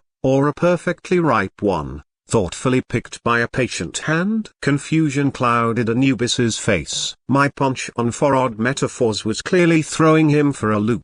I suppose I'd choose the ripe cherry from the patient farmer," he replied, uncertainty lacing his words. A calm smile played on my lips. "So you'd rather wait patiently for something good than rush into something subpar?" Anubis nodded slowly, then furrowed his brow. "No offense, Mr. Morningstar, but what exactly does this have to do with the Demonfather sequel?" "I'm not seeing the connection." I took a deliberate sip of tea, savoring the moment. "It's quite simple, really. To create a truly great film, we must exercise patience, rush the process, and we risk producing something less than satisfactory." Understanding dawned in Anubis's eyes. My message had finally hit home. "So, regarding the Demonfather sequel," I said, leaning forward slightly, "it's going to take time to plan everything out properly. Rush it, and we risk a subpar product." I paused, letting my words sink in. "I understand your eagerness, Mr. Flameworth, and I intend to honor our agreement. You'll have your role when the time comes. But the question is, will you be the impatient farmer, or the patient one?" Anubis fell silent, clearly mulling over my words. "If you insist on starting now, we can," I continued, my tone measured. "It's the least I can do to repay your help. But I can't guarantee it'll be the ripe cherry we both want it to be." After a long moment, Anubis let out a disappointed sigh. "I understand, Mr. Morningstar," he said, his voice heavy with reluctant acceptance. "I'll choose to wait for you to get everything just right." I smiled, genuine gratitude in my expression. "That's a wise decision, Mr. Flameworth," I said, inwardly relieved. "Give me time, and I promise, when I contact you about the Demonfather sequel, it'll be worth the wait." "I'll hold you to that," Anubis nodded, a hint of a smile on his face. "Thank you for your time, Mr. Morningstar. I hope I haven't taken up too much of it." "Not at all," I assured him, still smiling. I could feel their heartstrings effect lingering, a testament to my careful handling of the situation. Whether a careless response would have shattered the spell remained a mystery, but I was glad I hadn't had to find out. As Anubis and his men disappeared down the hallway, I slumped back in my chair, exhaling deeply. "Thank hell that's over," I muttered, glancing at my watch. Dealing with mob bosses was not how I'd planned to spend my morning. But before I could even think about relaxing, Lilith poked her head through the door. "Boss, there's someone here to see you." "It's the head of Demonic Talent Agency." I frowned, my mind racing. Demonic Talent Agency? Fearful and Shaful's old outfit. What could they want? Were they here to complain now that their former stars had skyrocketed to fame with Lord of the Rings? Chapter 80, Reshaping the Industry, Third Person POF. 5 days after its Morningstar Kingdom debut, Lord of the Rings hit Empiric on screens. Bryan Brothers, under intense pressure from major studios, had only managed to secure 2,874 cinemas, a far cry from the 4,720 they'd hoped for. The key cinemas remained frustratingly out of reach. Bryan Brothers was itching to screen the film as widely as possible after seeing its ridiculous earnings in the Morningstar Kingdom alone. Empiric and theaters dwarfed their Morningstar counterparts in size and service quality. But with Titan Pictures and other major studios pulling out all the stops to suppress the film, Their hands were tied. Meanwhile, back in the Morning Star Kingdom, the heads of major demon studios had gathered for a private screening of Lord of the Rings. Much as they hated to admit it, they were impressed. But old habits die hard, and they couldn't resist picking apart what they'd seen. Ashen leaned back, a hint of admiration in his voice. "It's incredible. I don't know how the ex-prince pulled it off, but those orc actors, and the original soundtrack, unforgettable. Not to mention his filming techniques. There's a lot to unpack there." Old Rusky, the monkey demon who owned Monk Entertainment, nodded along. "But what really got me was that Balrog the dragon. How in the nine hells did the Exiled One manage that?" Ricky Brawl, the bull demon behind Demonic Entertainment, let out a deep chuckle. "Old Res, you're behind the times." He pulled a newspaper from his coat. "Take a gander at this." Res adjusted his glasses, squinting at the headline, "Exiled Prince's ambitious studio behind Lord of the Rings' breathtaking landscapes." As Res read on, his eyes widened. The article detailed Arthur's Hellfire VFX studio, equipped with illusion artifacts and other pricey magical gadgets to create lifelike backgrounds. "VFX studio?" Res muttered, confusion clear in his voice. "What in blazes does that mean?" Dizzy Flew, owner of District Films, jumped in. "Read the whole thing, Res." "The ex-prince built himself a special effects studio. Calls it Hellfire VFX Studio. It can manipulate backgrounds through illusions. Word is, he sunk millions into the thing." Ashen nodded grimly. "And let's not forget, just to keep that VFX studio running, the ex-prince is burning through thousands of dollars a day." The room fell silent as the implications sank in. Old Russ broke the tension, his voice a mix of frustration and awe. "I hate this Arthur. He's reshaping our industry right under our noses. After Lord of the Rings, people won't settle for just any pictures anymore." His words sparked a debate. Some nodded in agreement, while others scoffed, thinking Res was giving the film too much credit. Ricky slammed his fist on the table. "That's why we need our own VFX studio." "But the cost?"